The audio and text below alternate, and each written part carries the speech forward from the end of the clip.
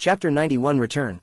Under the rising moon, Ralph ran anxiously and swiftly in the birch tree forest after nightfall. The Phantom Wind follower's J-shaped, flexible steel prosthetics had a huge surface area at the part that was supposed to be his foot to maintain stability. It always gave him a weird feeling when he walked on flat surfaces, but surprisingly, the wide surface area allowed him to hurry on and walk comparatively easier on snowy ground, especially under the circumstance where he was steering the wind. It felt like he was practically walking on flat ground. However, Ralph did not have any experience in tracking something across snowy ground. He had also never lived in the north, which was filled with snow that never melted. Constellation's Central Territory only witnessed seasonal sporadic snowfall, while the long and narrow Camus Union as well as the 5 city-states to the southeast were dry and warm. This posed as an extremely big problem for him to track down anyone despite being the first person who discovered the unusual condition of Serena's carriage and immediately chased after it. Ralph's wind control psionic power allowed him to be able to move around freely in the narrow and crowded Red Street Market, like a fish in water. His speed in the dense birch forest was not any slower. Nevertheless, he had to find that boy. That boy who gave the Phantom Wind follower a new life. Ralph passed through the forest and saw the flat snow-covered ground ahead. His gaze suddenly focused at one spot. A shudder went through the Phantom Wind follower's body as he landed on the snowy ground. Under the moonlight, a coquettish woman wrapped in a cape gently released her grip. A young boy about 7 or 8 years old, whose hands were tied behind his back, fell from her grasp without any response and landed on the snowy ground like a murdered prey. He was not moving at all. That coquettish and alluring woman turned around slightly. She licked her lips in Ralph's direction and smiled strangely at him. No. Ralph fell to his knees on the snowy ground in disbelief. His trembling hands reached out to the boy, whose eyes were closed. No breathing. No heartbeat. No pulse. No. This boy. This adult-like boy. This boy who gave me a choice. This boy who saved me from the abyss of despair. This mysterious boy who taught me how to read, spell, and use sign language to communicate. He is dead. No. Ralph lifted his head. Half of his face was hidden behind the silver mask, so it was difficult to read his expression. What is it? Serena Corleone tilted her head and blinked in an alluring manner. Oh, are you here to find little Thales? Ralph clenched his fists tightly as he slowly stood up. His gaze was filled with anger and rage as he stared at the seductive, charming woman. Sorry, he fell asleep. Serena chuckled. You can go and look for him in your next life. A fierce wind suddenly blew across the flat ground. Serena's expression immediately changed. The wind became stronger and stronger. It blew up the snow surrounding Ralph, making all of his clothing bulge up. The Phantom Wind follower glared at Serena. He did not know how strong this woman before his eyes was. But he would do everything he could to make the other party pay. This way, he could consider the debt he owed that boy cleared. But in the next moment, Ralph discovered to his surprise that his entire body became rigid. He was unable to move. What is going on? He moved his eyes. Is it this woman? Serena laughed in delight. Her vision never left Ralph from the start to maintain the pressure of the halting gaze. Children nowadays, she pouted and shook her head as if she was troubled. Then she pointed at the corner of her eyes as she stared at Ralph, who was frozen in place. She clicked her tongue and said, "Do you not use your brain when you fight? It's so dark. It's so black. I cannot feel time. There's also no space. Why is it suddenly bright? It's too bright, it's piercing into my eyes. These are all memories. So many memories." Different scenes which were either familiar or unfamiliar flickered before his eyes one after another swiftly. It was extremely disorderly. Eventually, only one chaotic voice was left. The center limit theorem provided enough basis for our random sampling. Don't doze off. Learn and master these things. At least after you graduate, you can work at any company's market research department. What was this? Kieran, if you reach a different world that is waiting to be saved, would you try to become stronger, farm, introduce science and technology to them, or strive to conquer the land? Would you want to change it? Forget about it. The changes of society can never be fathomed, unless I am the god of creation. Alright, in conclusion, it is meaningless to ask you this question. What's with that gaze? It's filled with scorn. It's such a familiar voice. The topic of hierarchy is often combined with inequality. Education, income, capital, these are all frequently seen nouns. Blau and Duncan, remember these two academicians. They will be your nightmare in the next 2 years. During our time, if you didn't know about logistic regression, don't even dream about performing an analysis on social hierarchy. This is so confusing. Why is there no logic in all these combinations? Why are you so confused? Just one word, are we going to get together? What are you furrowing your eyebrows for? Why does everything seem like déjà vu, but look like it's being separated by a layer of fog? The key to the logistic regression model is on this probability distribution. The probit model is actually similar to it. If you only know about the usual linear regression and have no knowledge on logistic regression, then don't even think about saying that you have learned about linear regression. There's no other reason to it. I just think that it'll be incredibly embarrassing if you don't know about it. Where am I? Everyone classified him as one of the three great masters, but Weber's paraphrasing of Eulenberg's theory and scientific argumentation, some radical scholars, including myself, believe that his philosophy, which he created as he sat in his chair, was truly an insult to our field. What are these memories? But those names are so familiar. Symmetric matrices can be used to express the one model social network, whereas the two model network is more complicated. Look at all the dumb looks on your faces. Have you never learned about linear algebra before? If you have never learned about advanced mathematics, what makes you think that you have the ability to master this subject? What a load of bull. Wait a minute, I think I know what these are. I learned all these things before, even wrote and taught them before. I don't know why we worked so hard to pay for your education, but the Wu family always had this though. Knowledge may not always be useful, but it is always priceless. Who is talking? Just what are these? For example, teachers, school locations, social classes, parents' income, and different factors that cause an effect on the student's results always play a role in different levels of a person's life. Some will be on a personal level, some on a social level while some on an educational level.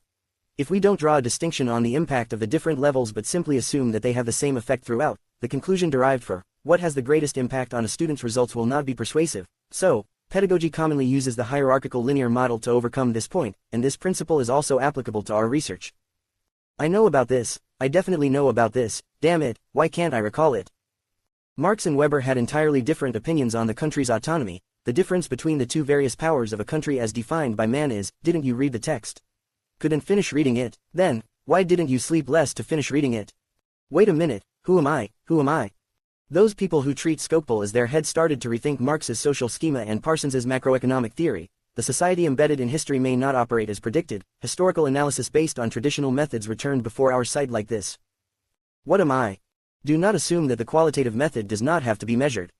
It is the exact opposite. We do not have the distinct and clear scientific criterions as those present in measurement system analysis, so we need argumentation even more to explain the scientific nature of the reason why this method is used, and enable the research axis to take root in your field. Otherwise, there is no difference to us conducting scientific research compared to us writing a news article. You may as well change your main field of study to mass communications and become a news reporter. I can assure you that you will earn even more than this. However, the following voice was a lot clearer, and it stirred up his memory even more. Bears, no matter what method needs to be carried out, keep him in the capital. He will continue to live. Hold him, this is my flesh and blood. You know how I will react if you fail. This one is named Thales. Allocate him to the 6th house. Look at this foolish appearance, little sh*t, I guarantee you would not live till your 2nd year. No, don't hit me, don't, I am only, You really don't want to drink water. It is obviously just next door. Listen to me, I will think of the plan. My name is Carrick. I heard you are the head of this house. From today onwards, all of you have to give me half of your money. This is the last medication, and you will get no more. You, don't come here again in the future. Wait, here are some old clothes, you can take them. Little sh*t, you must call me Big Sister Jala. The newborn mystic made a foothold high above the gods and watched over the other living things. You can say, no, but you cannot refuse. This is only the first time you lost control. I know that you have within yourself something he does not. King Nuvan wants justice, right? Take my son's life in exchange for his son's life. A mass of unprecedented flashbacks appeared in his mind within one moment. It crammed his consciousness to the point that it almost exploded. Suddenly, everything became silent. Darkness arrived once again. It felt so much more comfortable. He was tired. Maybe he ought to leave now. Go back to the place he came from. Or perhaps, just die. At this very moment, 2 unfamiliar voices rang in his ears. One voice sounded old. This soul, oh, this is unprecedentedly first class, mother felt it. The other voice was flat and sharp. Wait a minute, the smell of danger, it is the same as 600 or 700 years ago. Thou art always cautious and prudent, be rest assured, mother will surely handle this. No, it is not thoroughly dead, such powerful vitality. No one is providing help from above, but it is still rising. According to this trend, it does not need long before it will rise back to the surface.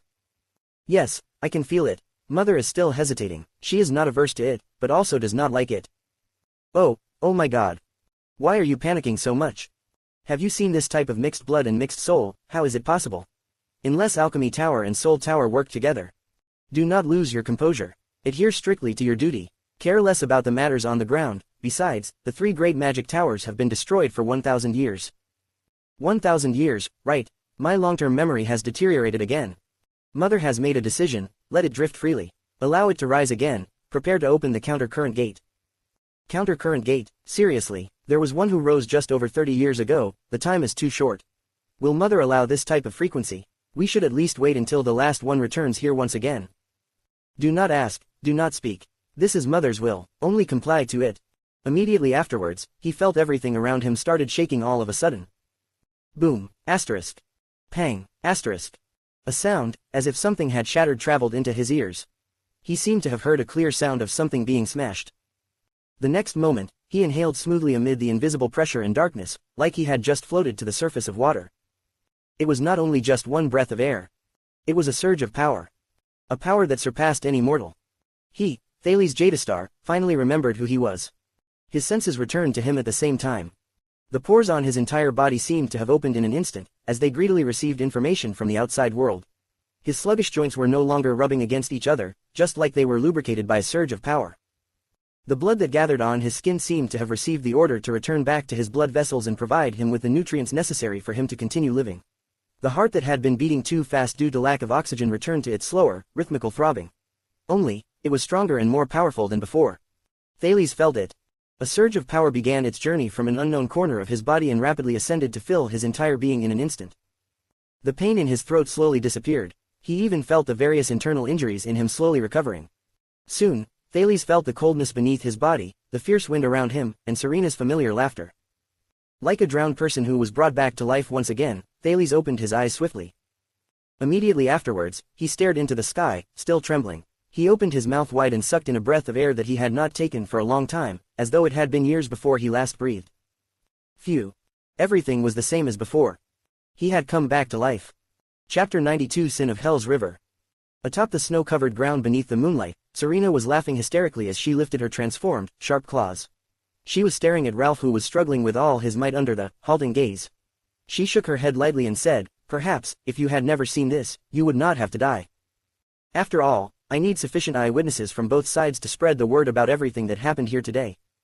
However, since those of the Blood clan had an extraordinary sense of hearing, a shudder suddenly went through the complacent Serena's body. Cough. You want to spread word. Word from the person involved may be even more convincing than an eyewitness. Cough. Serena Corleone turned around in disbelief. No way. Under the lunar light, a voice that was extremely familiar to both people rose up from the vacant snowy ground. Is it not, say, ugly-faced woman? With shock filling both Ralph and Serena, the supposedly dead Thales coughed violently. He was panting as he flipped over and climbed up from the ground. His hands were still tied behind his back. There's a bardic poem that you do not understand, which has a line that is sung like this. Thales stood up with much difficulty while he immediately thought about the situation and solution before him, slowly saying, "What does not kill you makes you stronger, stand a little taller." During the few seconds that Serena averted her gaze, Ralph struggled free from his rigid state. It felt like finally being freed from a bound state. But, both of them did not do anything else. With their eyes wide opened, they were only staring in shock at Thales, who was speaking. How is it possible?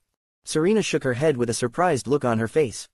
She dipped her head down and looked at the hand that she had strangled Thales with. Did I spend too much time in the prison, to the extent that my estimation of my own power deteriorated? But, he was truly not breathing anymore. What is going on? There must be a problem. Ralph looked at Thales and gave a relieved smile as he made a hand sign. Do not, look, her eyes. Thales returned Ralph's gaze and lightly nodded. The Blood clanswoman with silver hair and red eyes clenched her teeth. She turned around and stared furiously at Thales. Damn it. Thales gave her a smile which had been absent on his face for a long time. He purposely avoided Serena's gaze, not giving her a chance to activate her power. The second prince clenched the top and bottom row of his teeth together and put the tip of his tongue in between the rows of his teeth. He was probably too nervous and terrified earlier, which was why he did not think about biting the tip of his tongue. Thales smiled bitterly from the bottom of his heart. Even though I was forced to watch the journey so many times. The first target, Dark Knight Black Coffin. Do I really want to let that mystic out? Ida's strange expression flashed before his eyes. But Thales only hesitated for a second before he was ready to start. However, just as Thales was ready to bite the tip of his tongue to activate the forbidden ability, some strange changes occurred in his body. Weird fluctuations surged up his heart and bubbled up to his chest, neck, face and finally his eyes. His blurred vision became clear and bright. He could fully capture everything in an instant, whether they were big or small objects. Serena became clearer before his eyes. Thales was momentarily stunned. What is this? He could feel Serena as if she was a blood-red beacon, emitting glaring red light in the boundless darkness. He turned his head around and saw Katerina lying unconscious on the ground beneath a big tree to his left. She was breathing heavily despite being unconscious, and her entire frame was glimmering with a dim, waning white light. Is there a problem with my eyesight? Thales blinked his eyes in confusion as he stared at the scene before him. But to his surprise, he discovered that everything in the world seemed to slow down. It had actually taken Serena a full 5 seconds to complete the act of clenching her teeth. Damn it, her voice became incomparably slow and deep, as if it was caused by a tape recorder having its speed adjusted. That's not right. This is a series of plays based on time stop. Time has become slower. No.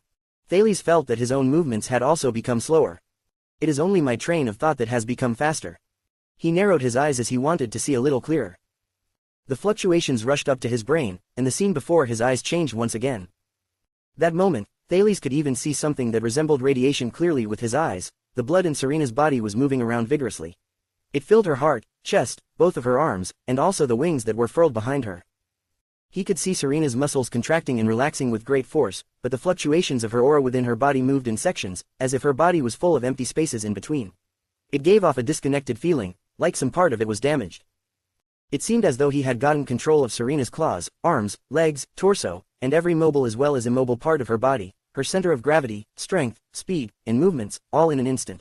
He could understand everything clearly in his heart. What is going on? Thales thought in panic. Thales turned around and stared at the black coffin.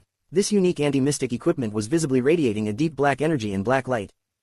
Strange fluctuations of different colors were also surging out continuously. It made it appear like a very ill omen.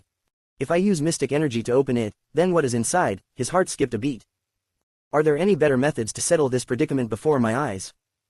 Thales was just done thinking when the fluctuations disappeared from his field of vision. It was as if they possessed consciousness. Everything before his eyes went back to normal. Thales furrowed his brows together. What kind of power is this? Damned little sh*t. Serena resumed her normal talking speed, as she spoke with her teeth tightly clenched together. All right, this time I will chop off your head. But after a few seconds, the fluctuations appeared again. This time, it rushed straight up to his brain. Wait a minute. A shudder went through Thales' body. Some sort of amplification method seemed to have been activated during that instant in his brain, which had been obvious since the start. A better method.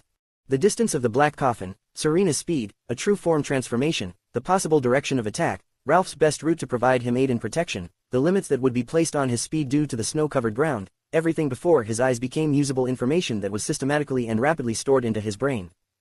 Possible plans, expected risks, influential factors, estimations of success rate.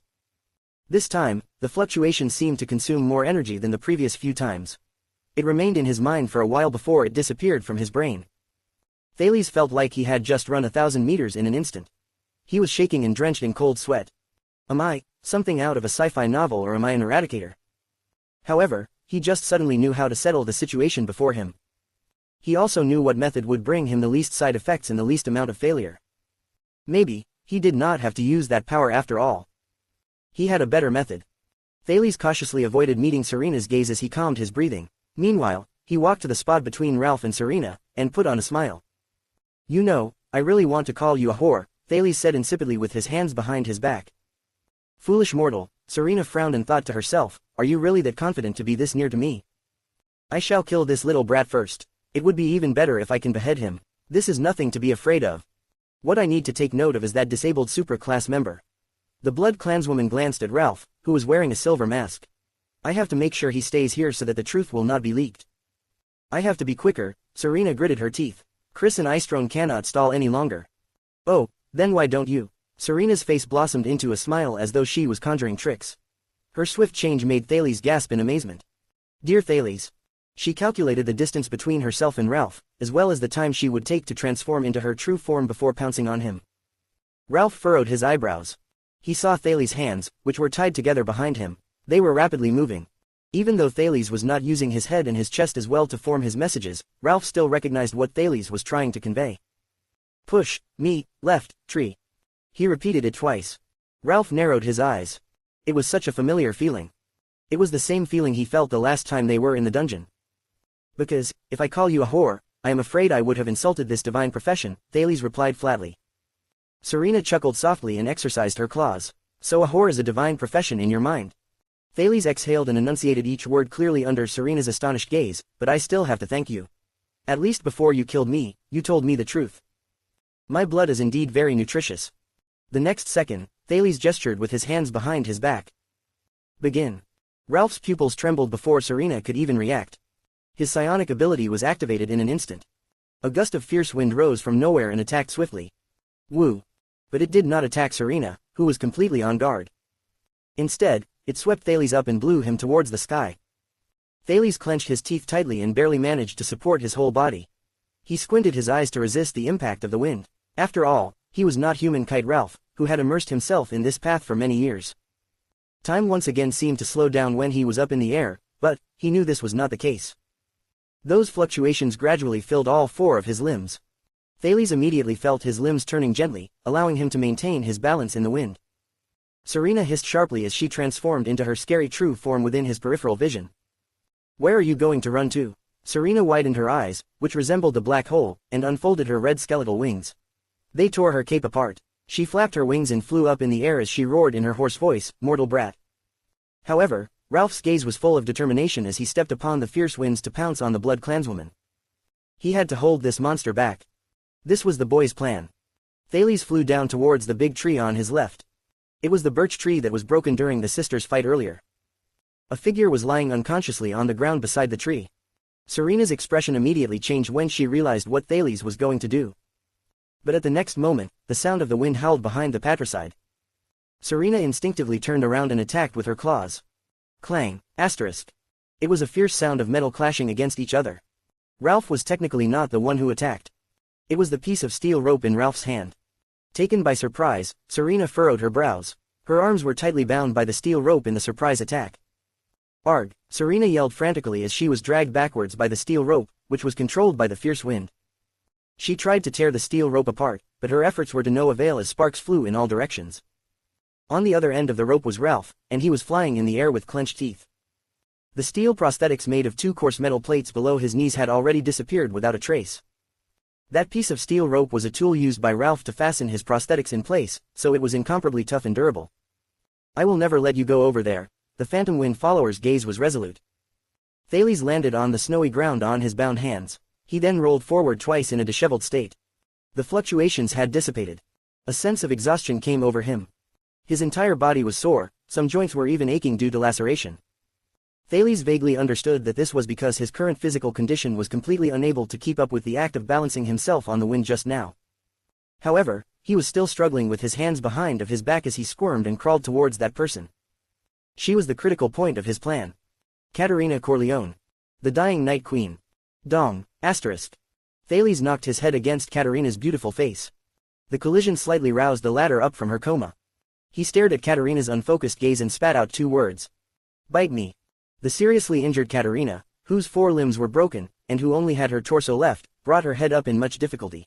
She glanced at him, her gaze revealing her confusion. The prince could be heard saying coldly, "Suck my blood." But the Night Queen, who had lost her confidence, only glanced at the situation on the field before she shook her head weakly and in anguish. It is no use. My injuries are too severe. You should quickly leave. Maybe you can escape from this. Katerina lowered her head in resignation and closed her purple eyes. On the other side, Ralph was still using his steel rope to deal with Serena strenuously while maintaining his distance from her. Thales furrowed his eyebrows tightly together. This woman. I cannot believe it, she is a queen. Right at this moment, Ralph's painful grunt could be heard from afar. There was no time to waste anymore. Thales made a decision.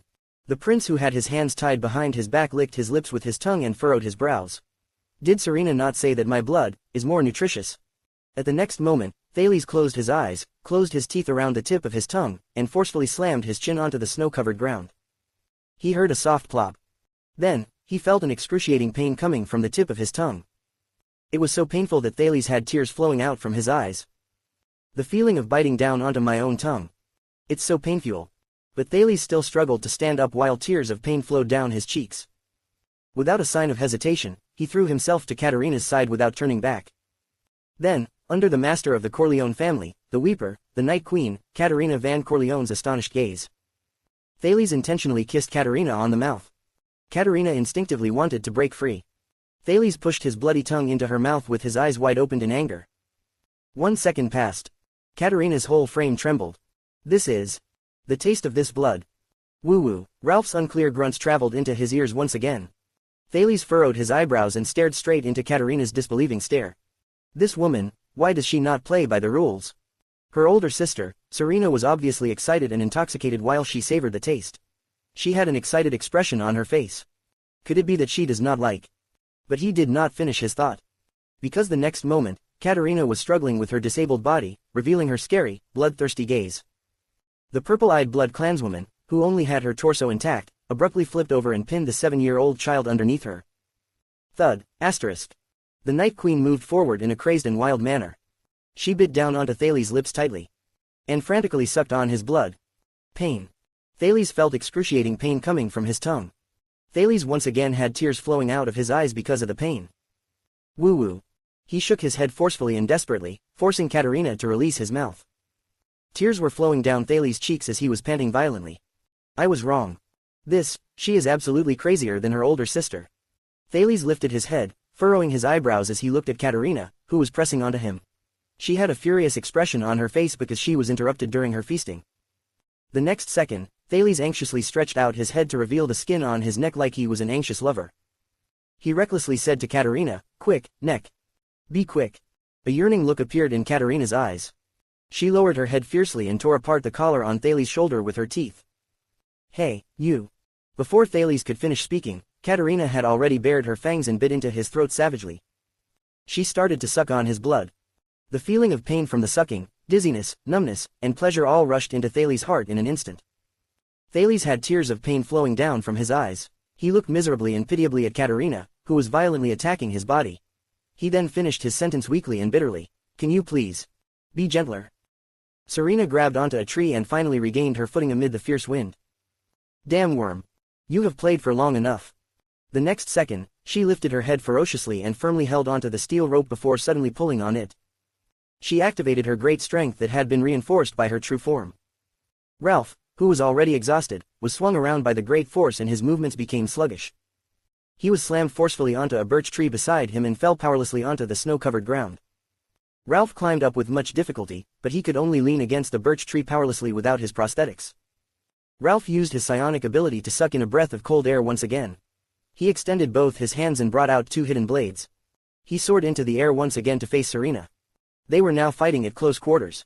But just as Ralph went towards her, Serena swung her claws upwards with agility and had them pierce his first hidden blade in an angle that was incredibly difficult to handle. The strength in Ralph's blade vanished entirely. Ding, asterisk. The hardness of the blade was no match to the steel ropes, and it shattered inch by inch into smaller pieces. Serena's use of her strength was very ingenious. Ralph suddenly paused midair, and he had no choice but to adjust the wind first in order to whittle her strength down. However, just then, Serena extended one of her long legs without any expression on her face and she stepped onto his other arm forcefully. Ralph grunted and flew backwards. His arm seemed to be fractured. Serena had a ferocious look on her face as she increased the speed of her flapping skeletal wings in an instant. She closed in on Ralph extremely fast. She used her sharp claws to attack him rapidly. Clang, asterisk. She broke Ralph's last hidden blade.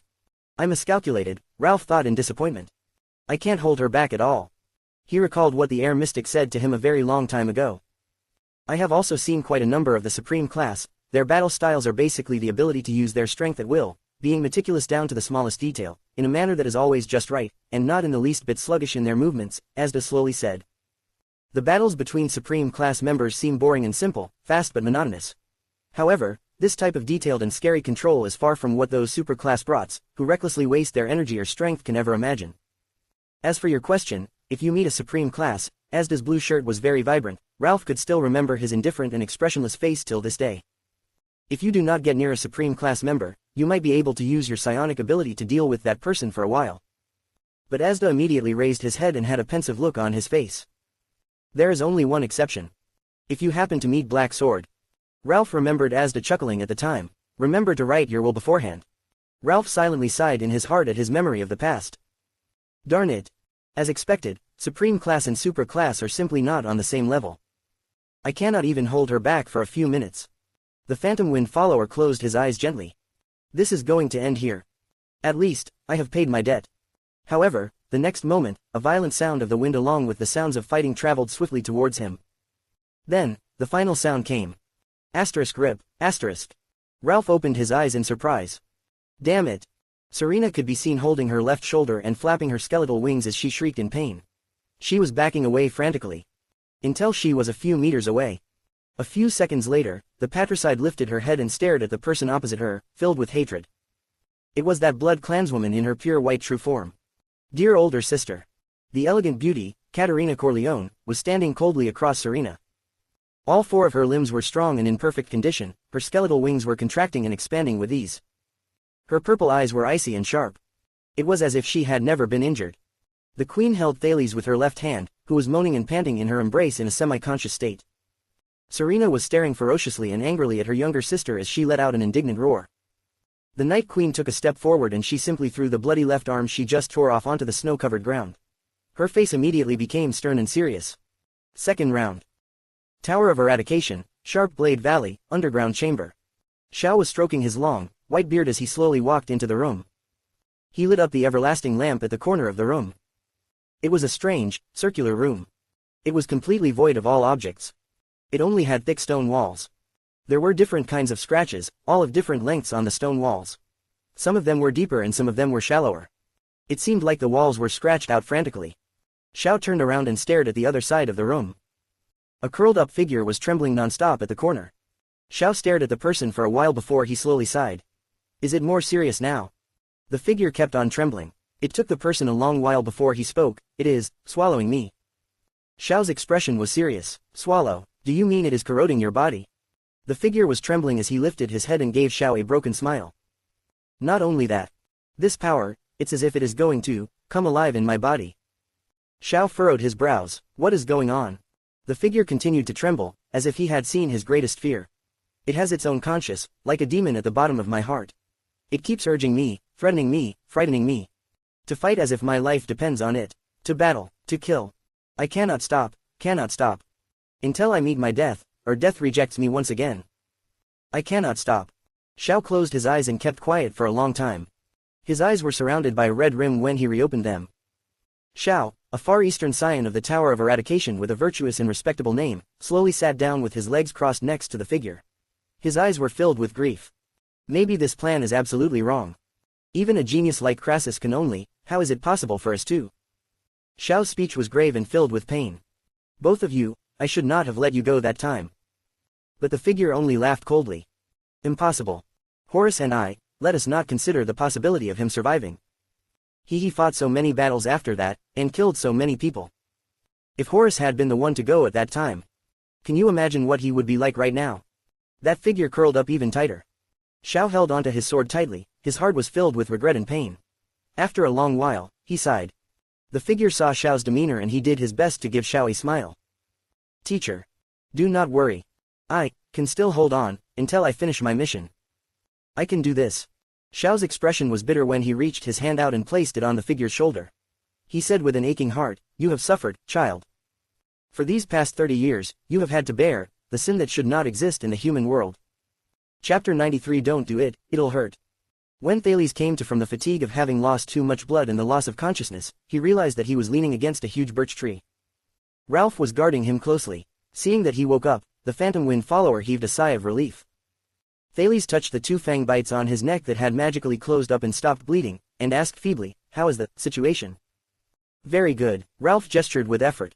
With Ralph's assistance, he tried his best to sit up. He looked towards the two gigantic, terrifying monsters who were basked under the moonlight not far away. One was red and the other was white. Serena dejectedly furled her skeletal wings behind her back. Covered in wounds, she supported herself with a birch tree and cut a pathetic figure as she spat out a mouthful of blood. She panted vigorously. She, who at some point had the absolute advantage, raised her head with effort and glared at her prideful and elegant younger sister in front of her. The true form Katerina only had a few scratches on her body. It seems that the winner has already been determined, patricidal criminal, the Night Queen said coldly and raised the pure white, sharp claws on her right hand. Are you going to surrender, or should I finish you off on the spot? Serena tried her best to support her body. She gritted her teeth and shut her eyes tight. In the second round, of the deathly battle, Serena was badly wounded and she had already played all her cards. She was facing Katarina, who recovered in the blink of an eye, was flourishing with vitality, and was even better than before. Apart from having her left arm which had been cruelly torn out from the back, Serena's right lower thigh was also broken off. As one of the effects of Katarina's tears of the bloody night, she could not even maintain her balance to stand on the floor. One of her skeletal wings was torn into 3 and her body was covered in layers of lacerations. 2 of the claws on Serena's remaining right hand were also broken. A bloody and gruesome wound crept downwards from her ugly face to her chest. Serena suppressed the dizziness from the heavy injury and watched everything in front of her in a daze. Have I failed, racking my brains to make this plan, exhausting every bit of my intelligence for this scheme? Borrowing the power of Constellation to clear out the opposers in the Sacred Blood Army. Ambushing and counter-attacking Katarina with Constellation's power, or at least to get rid of the assistants beside her and be able to hide and protect myself, even in the worst situations. These aims, Serena looked in despair at the weakened boy not far away, who would have thought that not even one was achieved. Why is freedom so hard? Serena lowered her head and sighed. Her gaze dimmed, her body was becoming unable to support her true form, which consumed a large amount of energy. Her blood and tissue automatically withered and changed, and her body shrunk. From the ugly-faced woman, she changed back into the enchanting Serena. Katarina narrowed her eyes, lightly scratching a birch tree beside her with her claws, leaving deep marks. Very well, if you have one virtue left, older sister, it would be that you could always catch the right time to surrender to protect your life. The naked Serena, who had changed back into her human form, let out a cold and feeble laugh. She said in an unyielding manner, "Of course, the older sister always cherishes the younger sister." At this moment, both Serena and Katarina's ears moved simultaneously. Swoop, asterisk. From the birch tree forest nearby came the sound of something skittering rapidly. In the next moment, the old butler Chris Corleone's figure appeared before Katarina. Boom, asterisk. After a scuffle with the surprised Katarina, Chris retreated to Serena's side in the blink of an eye, took out the cape he had prepared beforehand, and draped it on Serena. The luxurious clothing on his body was tattered. Part of it burst open when he changed into his true form. Another part was the outcome of his intense fight with Hested. Your Highness, it only took a glance for Chris Corleone to understand the current situation. He spoke with a grim expression. I strongly suggest that we retreat for now. Thales furrowed his brows. He recalled Gilbert's appraisal of this old blood clansman. The Night Queen showed a complicated expression. Chris Corleone, your battle achievements were enough for you to be conferred a marquisate. I still remember the surprise in Father's eyes when you said that you wanted to serve us as a butler. Seeing it now, it was he who trusted his old subordinate too much. Katarina raised her pure white and strange true form head, furrowing her brows slightly. Where is Hested? His wish was fulfilled, Your Highness. Chris turned his body. Politely, he bowed slightly to his family's second young mistress, the true mistress of the Corleone family. Hested had proudly and happily died in battle. He left without any regrets and has been freed from the pain of living forever, leaving behind only us, his old battle companions, to continue to suffer in this fraudulent world. Chris sighed in his heart. Hearing the news of her subordinate's death, Katarina roared ferociously and flapped open her skeletal wings again. At this moment, a sound came from a thicket. Swoop, swoop, swoop, asterisk. One after another, more than 10 figures appeared behind Katarina, as if they were caught in a frame skip. The warriors of the Sacred Blood Army finally arrived, belatedly. Supporting the pale Serena, Chris observed the worsening situation with a grim and serious look. Your Majesty. There were 12 male and female warriors remaining in the Sacred Blood Army. Although all of them bore injuries of varying degrees, their faces were firm and determined. They saluted the Night Queen respectfully. Katarina did not even look at them. She only nodded slowly. Besiege the traitors, she ordered indifferently. At that moment, she appeared, once more, as the character she was supposed to be, the lonely, arrogant and mysterious Night Queen who gained her awe-inspiring reputation by crusading through the Eastern Peninsula for 200 years. The 12 figures scattered in the blink of an eye and surrounded Serena and Chris tightly. Even though none of them spared even a glance at Thales and Ralph, seeing their appearances, Thales' heart tightened. This is the Sacred Blood Army. After such an intense battle, they did not suffer many casualties. Be prepared at all times, and act as the occasion demands. Thales panted feebly as he spoke seriously to Ralph. Both sides have very deep enmity towards us. Don't let your guard down. Ralph nodded. Thales began to worry about the other people again. There are so few casualties in the Sacred Blood Army. I wonder how Putre, Wya, Cora and Jade Star families' private soldiers are faring. Have I left someone out? How strange. Who on earth did I leave out? Thales strenuously and worriedly scratched his head, wanting to remember the person he forgot. But soon, he did not have to be worried anymore. Aha, there you are, brat. A casual greeting called from behind him. Thales sighed. Oh, right, her. Thales' female protector on this journey, Ida, dragged Simon Corleone, who was barely alive and was powerless to resist her, with one hand. Like a donkey pulling a mill, she walked laboriously out of the thicket and immediately attracted everyone's attention. "I didn't expect that you would still be alive," Ida said excitedly. Thales rolled his eyes and turned his head, but together with Ralph, he was then stunned. "What?" Ida had an elegant and beautiful face, silver eyes, bright hair, and sharp ears that swayed slightly as she casually threw Simon down. As if freed from a burden, she exhaled. She turned and clapped, speaking airily and scornfully to Thales, who had a surprised expression and was at a loss for words. "Have you never seen an elf? Or is it that you have never seen an elf who is stylishly beautiful and has such a handsome disposition like me?" Ellipsis. I reckon that with their sense of smell and hearing, those blood clansmen had already found His Highness. Caso chopped off the tree branch above his head and pressed down on his newly bandaged left rib. Watching the birch tree forest in the dark of night, where nothing could be seen, he laboriously said, "And we are still walking around like headless flies." Rather than spending time grumbling, Poutre lit a torch and carefully observed the footsteps and wheel marks on the snow-covered ground. Indifferently, he said, "Why don't you save your physical strength? You might need to use your sword later. If you are still able to swing it, that is." Behind him was a private soldier from the Jade Star family whom they had met along the way because he broke off from his group. The soldier was supporting Cora, who had almost lost consciousness. "Damn it, I lost His Highness on the very first time I escorted him." Feeling the condition of his injury, sighed in remorse. "I am probably the worst attendant to the prince in Constellation's history." Hearing this, Poutre's hand, which held a torch, suddenly trembled slightly. "No, the vice diplomat of the diplomat group, Lord Poutre Nimain, said slowly, you are not." Turned his head and stared at Poutre in surprise. The vice diplomat, who had always hidden his feelings in front of others, showed desolation and grief, which was a strange behavior for him. "Trust me, you are not the worst attendant. There was once an attendant to the prince, who was much worse than you. You could say that he was a total failure." "Who?" asked in a daze. "Which attendant?" Poutre shut his eyes dejectedly, and only shook his head. At this moment, Ya's expression changed. He immediately turned his body. In a flash, the attendant unsheathed the single-edged sword in his hand and swung it in a diagonal angle behind himself. Clink. Pressing on his right shoulder, which had been heavily wounded, in the blink of an eye, Poutre fell onto the ground and could not stop panting. His wound had been inflicted by sharp claws. It was only a few inches away from his throat. On the other hand, Cora fell powerlessly onto the ground. The Jade Star family's private soldier beside Cora fell to his knees in disbelief. Holding his neck, which had been sliced open, he struggled to breathe in his last mouthful of air. Damn it! Ya's movements just now affected his wound, which was already quite serious to begin with. Gritting his teeth and enduring the pain, he put one hand on the ground for support and raised his head to look at the enemy who had suddenly appeared. Excellent intuition, brat. The super-class blood clansman, the blonde and handsome Istrone Corleone, who possessed extraordinary speed, stood before them. He licked his sharp claws that were covered in fresh blood. Istrone took a step forward. His eyes shone with a cold glare. Will it be even more delicious if taken straight from the source? Ellipsis. No. Thales shook his head in resignation, letting go of the astonishment and questions in his heart. It's just that I had never seen such a, conscientious elf. Suddenly, Thales was knocked on his head. Knock. Under Ralph's stunned gaze, Thales touched his head with teary eyes and stared pitiably at Ida. What sort of protector is this? Hey, what is with that expression in reply of yours? Under Thales' teary gaze, and all the blood clansmen's hostile glares, Ida snorted in dissatisfaction. Without any self-awareness, she kicked the unconscious Simon Corleone who was at her feet. I went through countless hardships, used all my might and employed all possible tactics to capture this terrifying supreme-class opponent alive, and then, I cleverly brought him here to serve as a hostage so that you have more bargaining chips while negotiating. It's even harder to capture him alive than to kill him. It took me a long time. Yup, that's right, it's definitely not because I got lost in the thicket. Ida raised her head proudly. And then, I immediately rushed here to help to rescue you.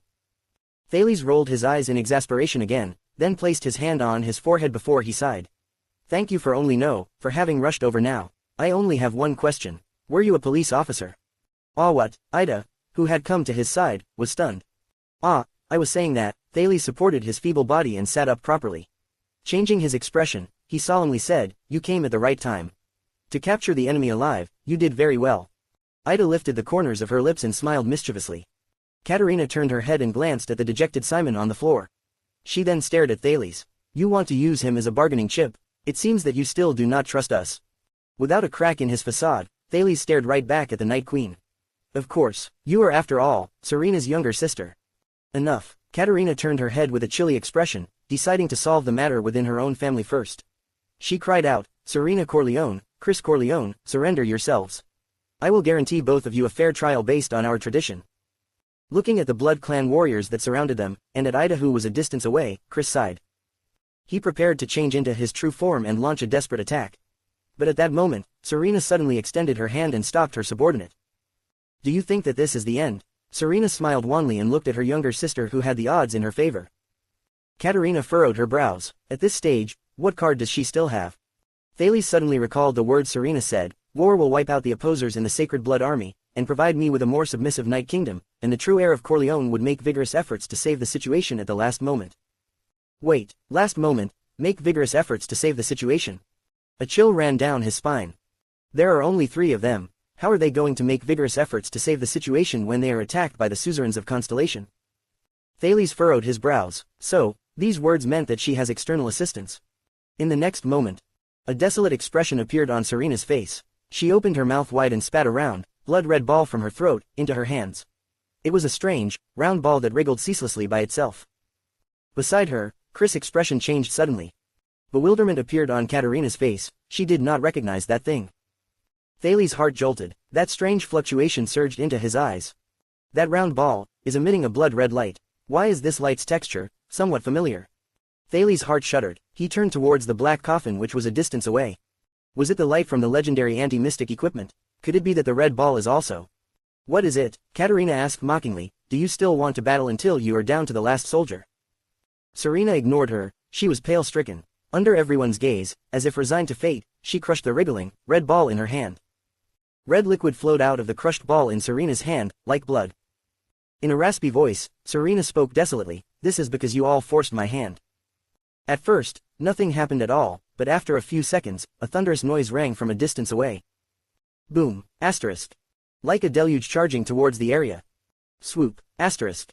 The noise was approaching. It came from the eastern direction. Everyone's expression changed. "What have you done?" Katerina's expression was dark. She looked at Serena, who had a desolate expression. Serena laughed wanly and bitterly. "I made my last and most necessary choice." The thunderous noise became increasingly louder and nearer. Everyone cautiously turned their heads around and observed their surroundings. However, there was nothing around the birch tree forest that was basked in moonlight.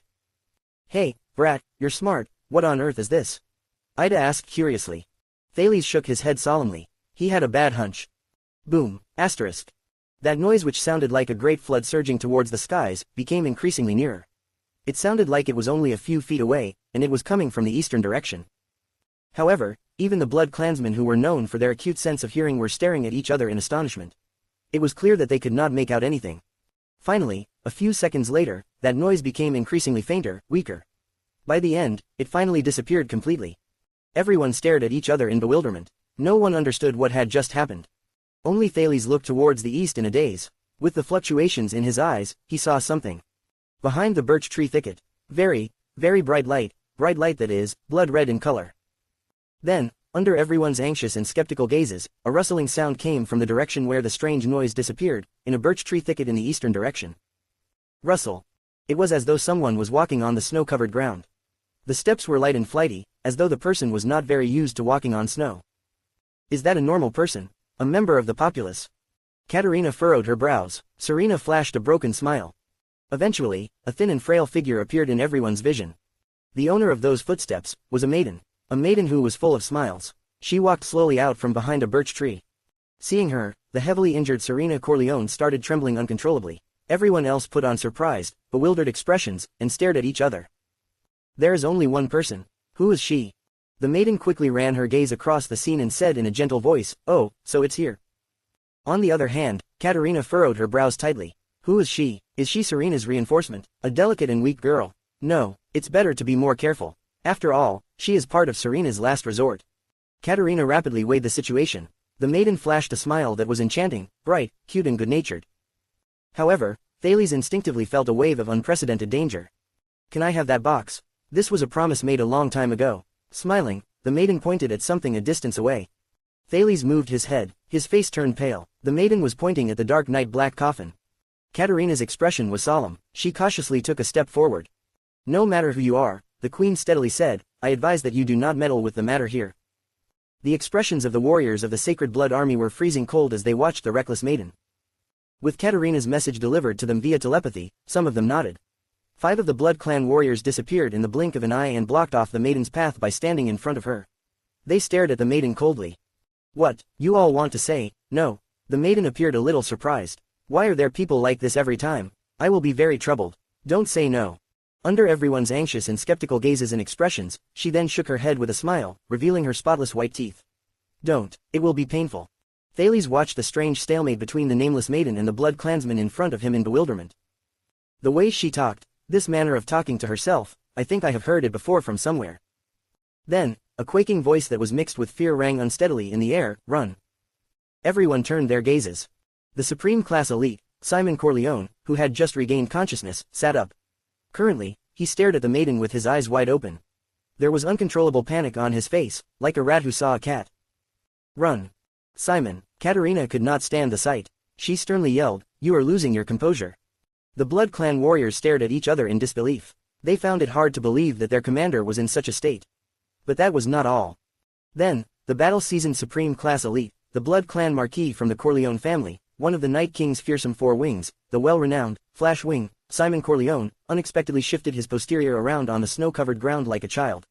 He was cowering and shuddering. No, all of you do not know, all of you do not understand, it is. The maiden looked at Simon gently and flashed a toothy smile.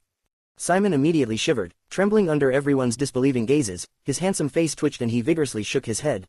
Sitting up on the ground, he thrust his legs and moved backwards, as though he saw his darkest nightmare. Almost in tears and with his face distorted, Simon shrieked in a hoarse voice that was both forlorn and fearful, quick. Run. Ellipsis.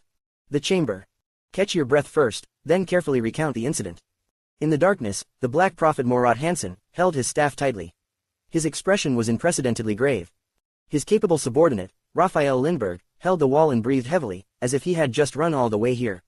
Gasping for breath, he spoke anxiously, because the prince's diplomat group was heading north. The people we assigned at the border of Constellation and Extit, to search for Ramon, were also prepared to return, but both of them did not return.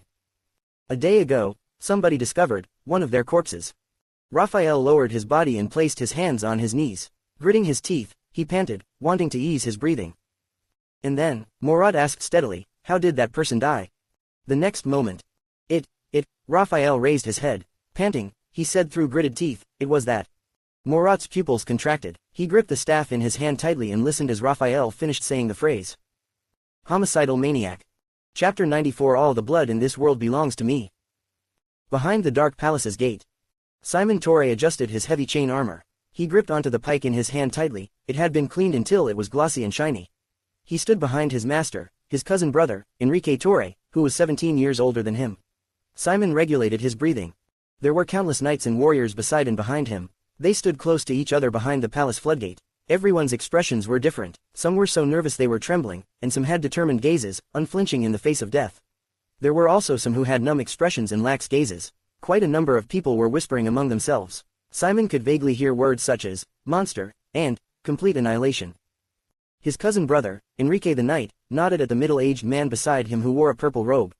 The latter turned and left. Simon recognized that he was Jerry, the wizard who originated from Soul Tower and was the current wizardry advisor of Sword Lake City. But why is he leaving? Simon thought in puzzlement. Soul Tower has already been destroyed. Where else can he go?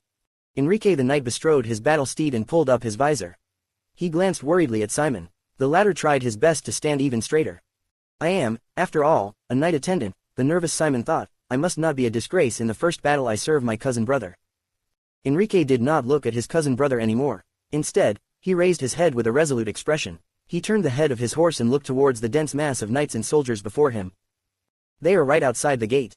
He spoke in a loud voice. Those disgraceful followers, Rudalians, Nedaneses, Coluntians, Northlanders, Far Easterners. There might also be other damned races of various colors and shapes. Many kinds of them. But I do not care. Enrique's determined eyes swept past every single person, then unsheathed the longsword on his saddle and roared loudly with every ounce of his strength, because they all share one similarity.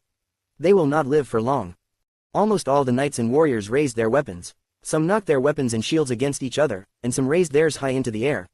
Amid the metallic clanking sounds and the sea of pikes and blades, every single person who followed their respective commanders instinctively let out a furious roar, woo-ah. Simon was also among them, shouting especially loudly at the top of his lungs. This gave him a lot of confidence to enter the battlefield for the first time. The Northlanders, victory proved that they, those monsters, those calamities, are not invincible. Enrique exclaimed, and what we are facing, are only the remnants of their army. Many of them gripped their weapons tightly. We will squash them to pieces. Woo-ah! Open the city gates, Enrique ordered loudly. The soldiers on top of the city gates turned the reel. The castle gates began to rise. The commander of these vanguards, Enrique the Knight, rode to the very front. Simon quickly followed suit with his pike in hand. After the gate is opened, no matter what you see, you must remember.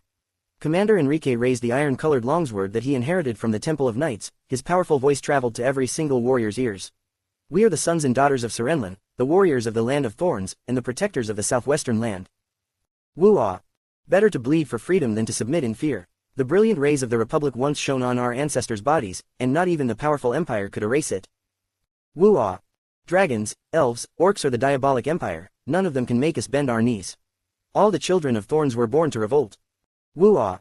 The brilliant rays of Errol will forever protect Star Lake City. Children of Thorns, advance. Woo-ah!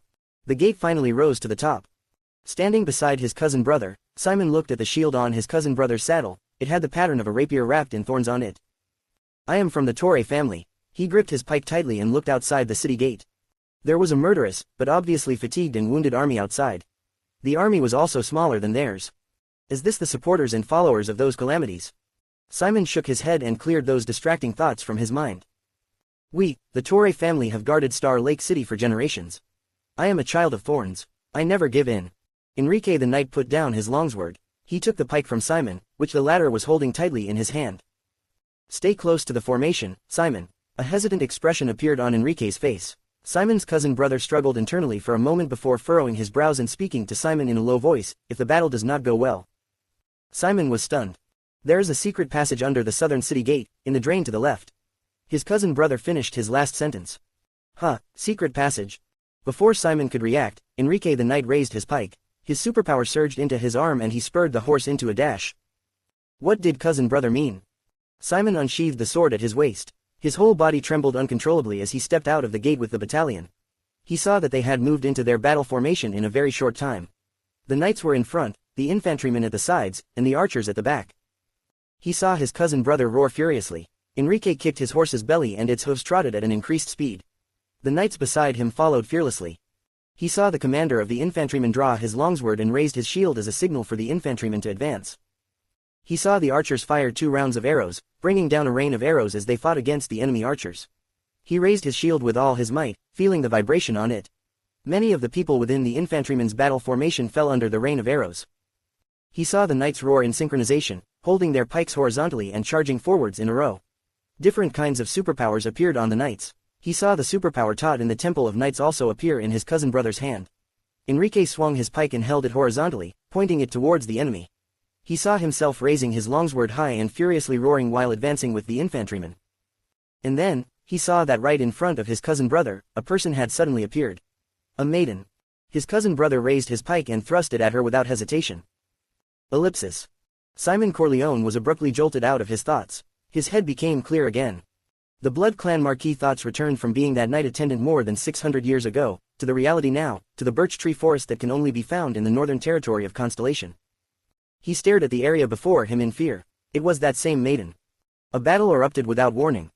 Attack. Katarina's apathetic order rose into the air. Die. 2 Blood Clan warriors from the Sacred Blood Army appeared, one in front of the other as they flanked the strange maiden. Another warrior ferociously appeared midair and attacked from above her. The maiden softly raised her head and smiled. Simon extended his hand towards the solemn-looking Night Queen Katarina and shouted in panic, "No!" Beside him, Thales, the little boy who was around 7 or 8 years old, spoke to the 2 people beside him in annoyance. Why did they start fighting like this? As he spoke, the 3 warriors from the Sacred Blood Army had already extended their claws, which were comparable to military weapons made of steel, mercilessly. Katarina furrowed her brows tightly and fixated at the maiden, but the maiden was still smiling, not caring about the danger one bit about she faced. She did not even resist. The next moment, the pupils of everyone watching the battle, including Katarina and Thales, narrowed. What is going on? Tear, asterisk. The Blood Clansman in front pierced through the maiden's chest with his claws and dug out a bloody heart. Swoop, asterisk. The blood clansman at the back cleaved the maiden in half at her waist, and she still gave no response. Tear, asterisk. The blood clansman on top grabbed and twisted her head, pulling out the maiden's head from her thin and frail neck while she was alive and dragging out a segment of her spine. Blood surged out from her arteries like a fountain.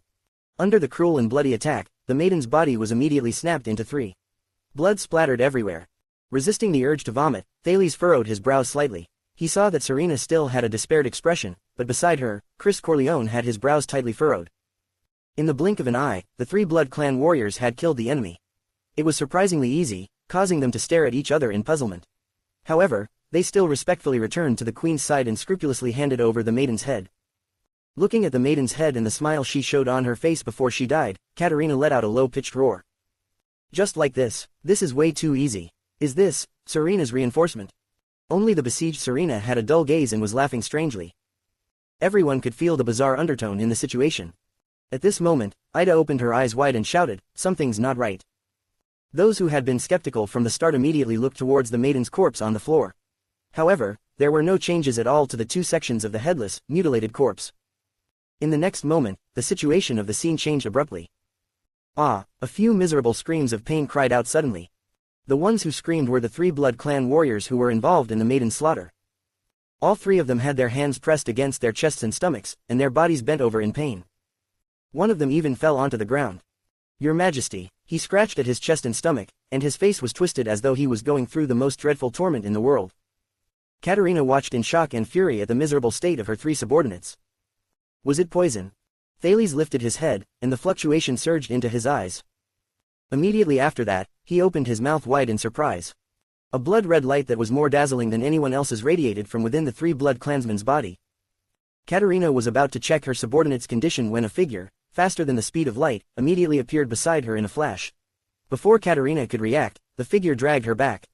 "No, Your Majesty." Simon, having changed into his true form, forcefully dragged the furious Katerina away. He shook his head in agitation. "We must retreat." No. So hot. Something, there's something." The miserable screams of the three Blood Clan warriors became more and more terrifying. Two of their anxious comrades-in-arms appeared beside them and examined them keenly. Through the peculiar vision brought on by the strange fluctuations, Thales watched the scene in shock. "No matter what that trick is," he said anxiously to Ida and Ralph, "I think we should leave first," but before he could finish speaking. Boom, asterisk. A massive, thunderous boom suddenly surged into the sky. Thales instinctively shut his eyes and covered his ears. Everyone watched the scene with their eyes wide and mouths agape as the three elite warriors from the Sacred Blood Army exploded like bursting balloons. They were blasted into countless pieces of severed limbs and flesh. There were also thousands of red, blood droplets splattering in all directions. The two comrades-in-arms nearby were affected by the blast. They fell on the ground powerlessly. After convulsing for a while, they too began screaming miserably. "Damn it!" Katerina shrugged Simon off as she roared furiously. But immediately afterwards, something even more bizarre happened. The blood and severed limbs that littered the ground were actually moving like they had a life of their own. They gathered towards one place. The blood that was all over the ground flowed joyfully and coalesced into a blood-red ball. Thales furrowed his brows. He swore he had just seen the most disgusting scene in his entire life. A severed hand that belonged to a Blood Clansman crawled nimbly by dragging itself on the ground using its fingers. It crawled nearer towards that blood-red ball, then the 5 fingers leapt with all their might and jumped into that blood ball. The severed hand was not the only thing that could move by itself. Calves tumbled about, lips opened and closed while advancing towards that ball of blood, livers moved while expanding and contracting, organs moved about with overflowing vitality, eyeballs bounced about, brains rolled forwards, strenuously, and spinal cords wriggled forward like snakes. They were all like slaves, summoned by their masters, joyfully coalescing into that red blood ball. Boom, asterisk. The 2 Blood Clansmen who were screaming miserably while lying on the ground also exploded into bloody limb fragments that scattered in all directions. Their blood and severed limbs also came alive, in the blink of an eye and coalesced into that massive ball that had expanded to the height of a person. Katerina watched everything unfolding before her eyes in shock. This surpassed her understanding of the world. The Blood Clansmen looked at each other for help in panic. Simon fixated on the ball, recalling the most unbearable and terrifying memory in his mind. "You disgusting wench, what have you done?" the queen roared frenziedly at Serena. However, Serena only laughed drearily. "As long as we all die here, we will be freed from his curse." Beside her, Chris sighed. Thales felt a strong desire to throw up, so he covered his mouth. "What the hell is that?" Thales pointed at the ball and the severed limbs that were joyfully leaping around the area. He stared at the strange scene before his eyes in disbelief and spoke with a stammer. I don't know. Ida watched in a daze, as though she was struck dumb with terror. But I don't want to die like that. On the other hand, Ralph had a terrified expression. He gestured frantically, terrifying. At this moment, the ball finally stopped expanding, and shriveled slowly. At the same time, a hand suddenly reached out from the ball of blood. It was a person. Everyone watched, stupefied, as that strange, smiling maiden walked out of the ball, naked. Her hair and body were covered in red blood. The maiden shut her eyes, smiled, and said, I told you, it will be painful. Katerina gritted her teeth hard and shouted furiously, What in the world are you?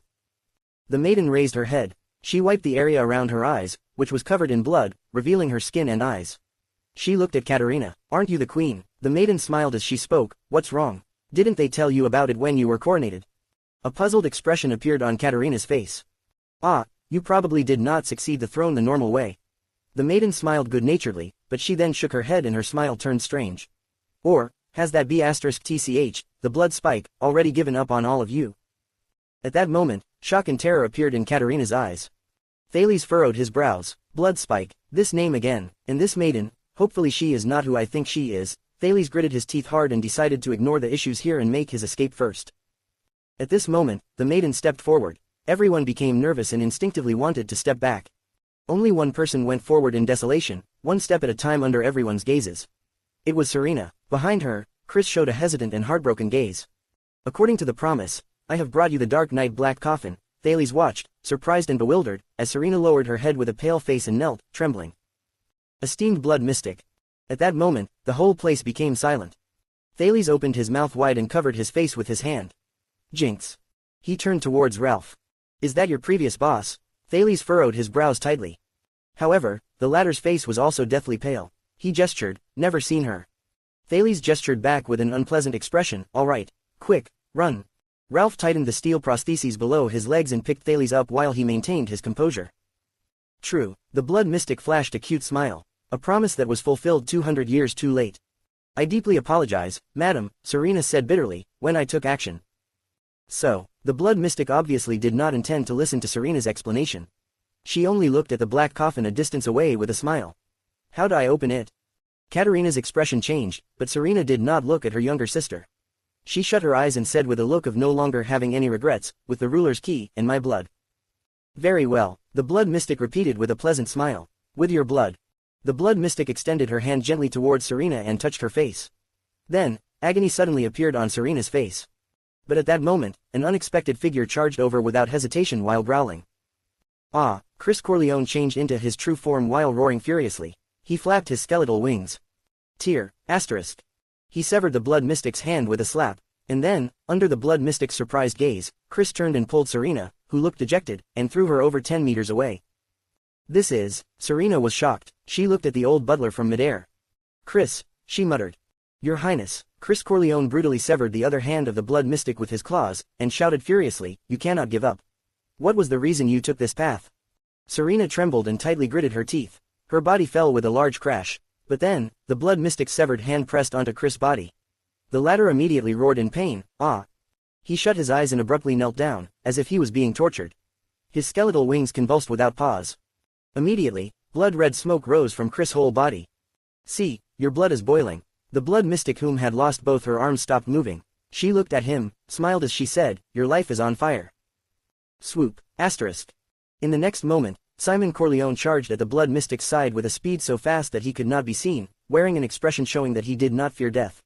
With his hand straight, he sliced off the living blood-colored maiden's head and sent it flying. He turned his head and said, you are so disappointing, old man. Simon gritted his teeth and forced down the terror in his heart. Chris could only relax then. His face was pale and he panted continuously. Heh heh, he smiled and bitterly said, unexpectedly, you were the one who saved me, Simon. Shut up, old man. Simon's gaze was a mix of fear and hatred as he moved away from the blood mystic's severed body and shot towards Chris. Among the three of you, I hate you the most. Katerina spoke at the same time, have 5 people act as rear guards and cover our retreat. She flew into the air and shouted the order in a frenzy. The rest of you, take the black coffin and retreat immediately. The Sacred Blood Army did not hesitate at all. Among the 7 remaining Blood Clan warriors, 2 of them shot out from their group and dashed towards the black coffin. With one in front and the other at the back, they hoisted up the black coffin.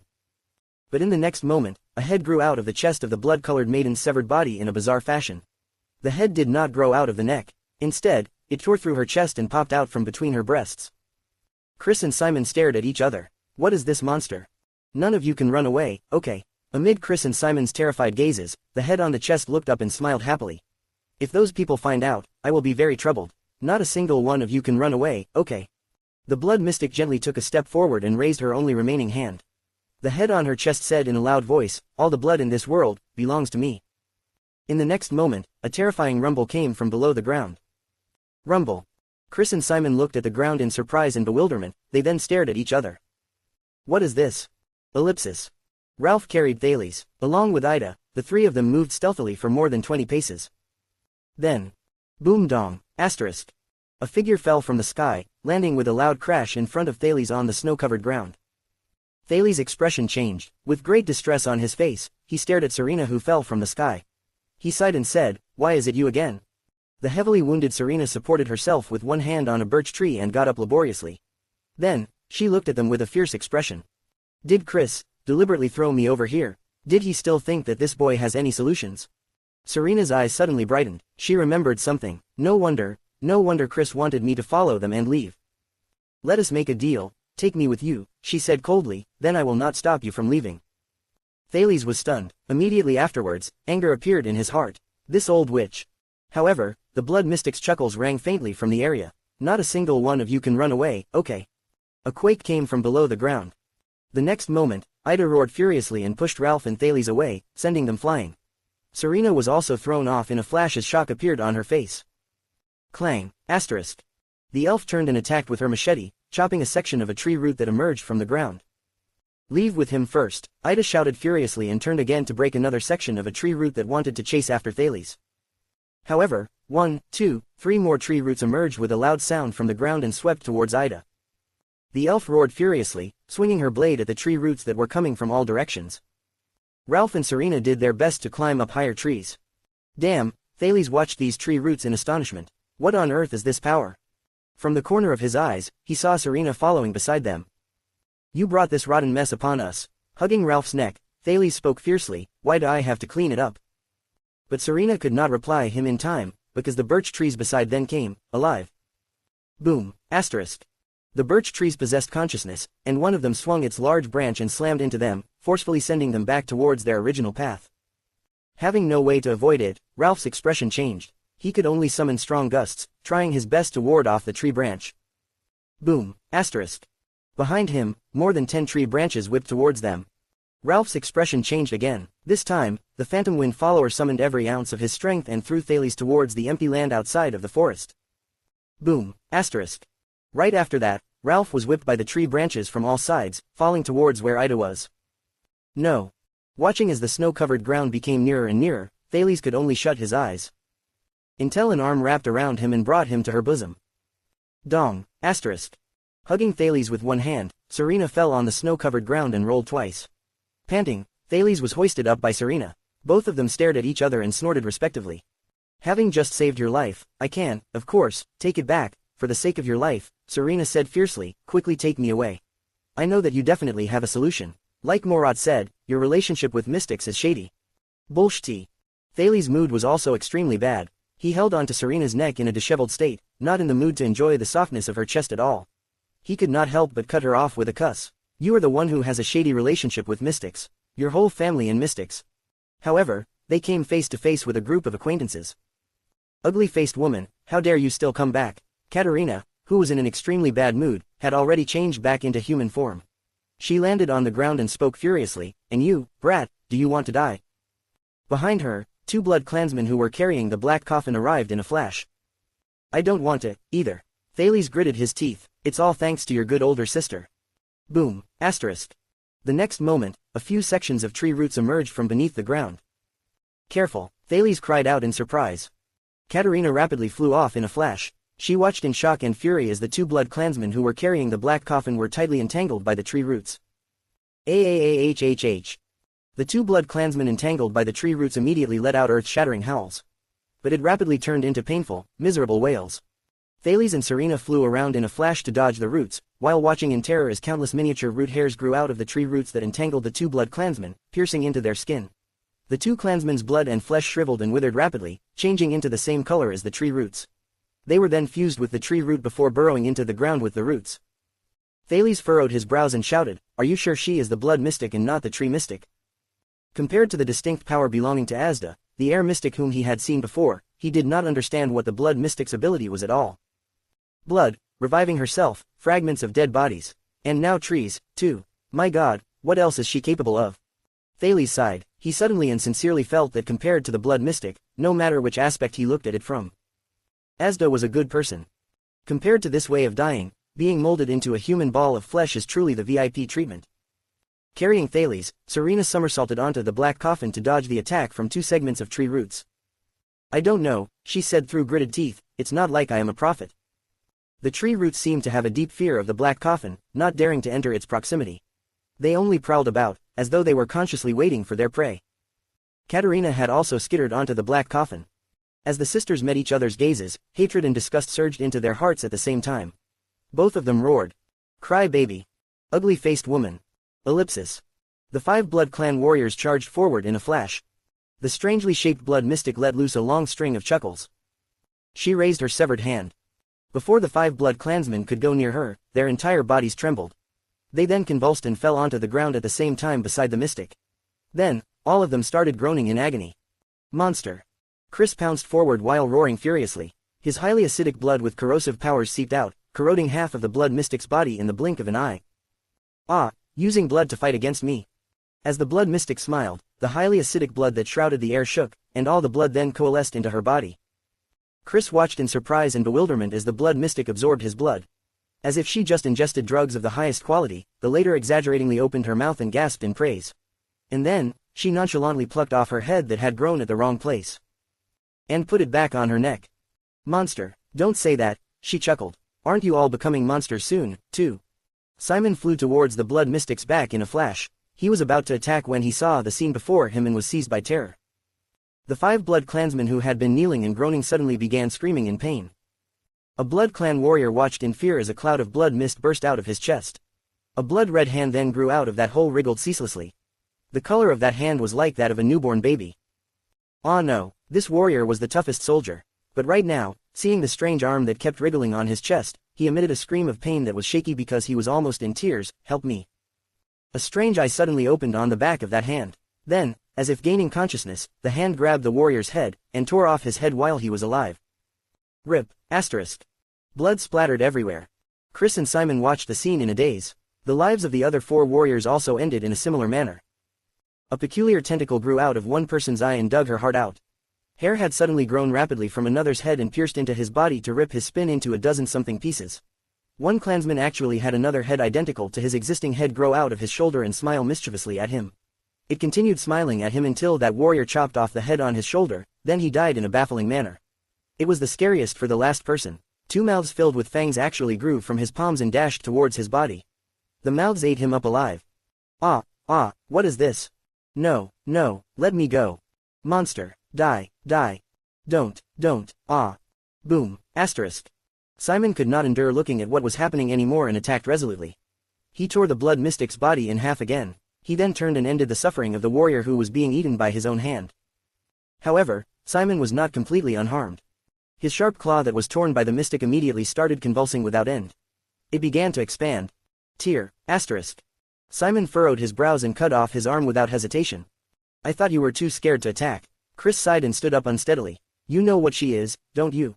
Simon stared, with mixed feelings, at his severed hand on the ground that started moving around. He also looked at his trembling body. "Know what she is, far more than that." His cousin brother's final expression appeared before his eyes. Simon clenched his remaining sharp claws tightly, shut his eyes, and spoke through gritted teeth. "Yes, of course I am scared, but there is also hatred. Cousin brother, and all of Star Lake City, it was by such a monster that—" Ha, Chris chuckled bitterly. He unfurled his skeletal wings as he watched the blood-red ball rise again. "It appears that my power does not actually work on her. Bullshit, she can't be killed at all." Simon gritted his teeth and panted twice, exercising his sharp claws. "If you're scared, then it's better for you to flee for your life quickly, and leave her to me." Chris snorted coldly. "You mean leave you to her?" Their eyes met and suddenly, both of them laughed at the same time. I truly miss those old days, Simon said softly. He felt his anxiety and trembling reduce significantly. Only 3 of you, Chris said quietly, getting rid of that massive, dark shadow that stood before the 4 of them in the past, from his heart. How much time do you reckon we can buy? Simon clenched his fists tightly. 3 minutes. Chris' brows were tightly furrowed. He watched as the blood-red blood mystic's figure walked out from the ball made of converged blood again.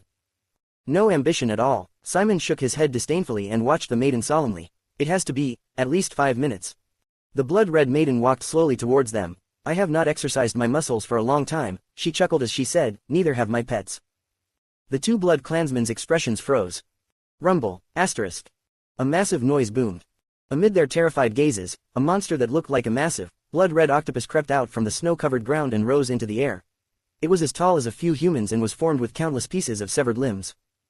It extended a huge tentacle and hoisted the blood mystic up. Roar! The blood-red tentacle monsters extended another 2 of its tentacles and attacked the 2 supreme-class blood clansmen. Is this that thing? Simon asked, pale-faced. Ah, it appears that it is. Chris sighed and prepared to dodge early. He did not have fast speed like Simon. According to legend, Reikaru's archenemy in the Battle of Eradication, Hydra Kilika. The 2 blood clansmen vigorously flapped their skeletal wings to dodge the tentacles' attack. I just didn't expect, Chris said slowly, that it was the blood mystic's pet. Then, the airborne Chris and Simon froze at the same time. Their skeletal wings flapped backwards and they pounced towards the Hydra instead. Damn it! Chris glared at his skeletal wings, flapping against his will, and at the increasingly large tentacle before his eyes in fear. The 2 tentacles split into a few dozen-something other thinner tentacles. With a sudden burst of strength, they bound themselves tightly around the 2 supreme-class blood clansmen. Ellipsis. Boom! Thales watched the massive, blood-colored, tentacled octopus that crept out from the floor in a daze. Fortunately, he did not look at it too closely, or else, he would have probably thrown up at seeing the severed limbs wriggling inside it. However, the 2 silver-haired blood clanswomen only glared at each other fiercely. All of this is a disaster you caused. Katerina flashed out her sharp claws and a murderous glare shone in her eyes. I caused, no. Although Serena was heavily injured, she showed her remaining claws without backing down. I myself am your disaster, am I not? Selling out our family to a mystic, are you retarded? Katerina bared her sharp fangs.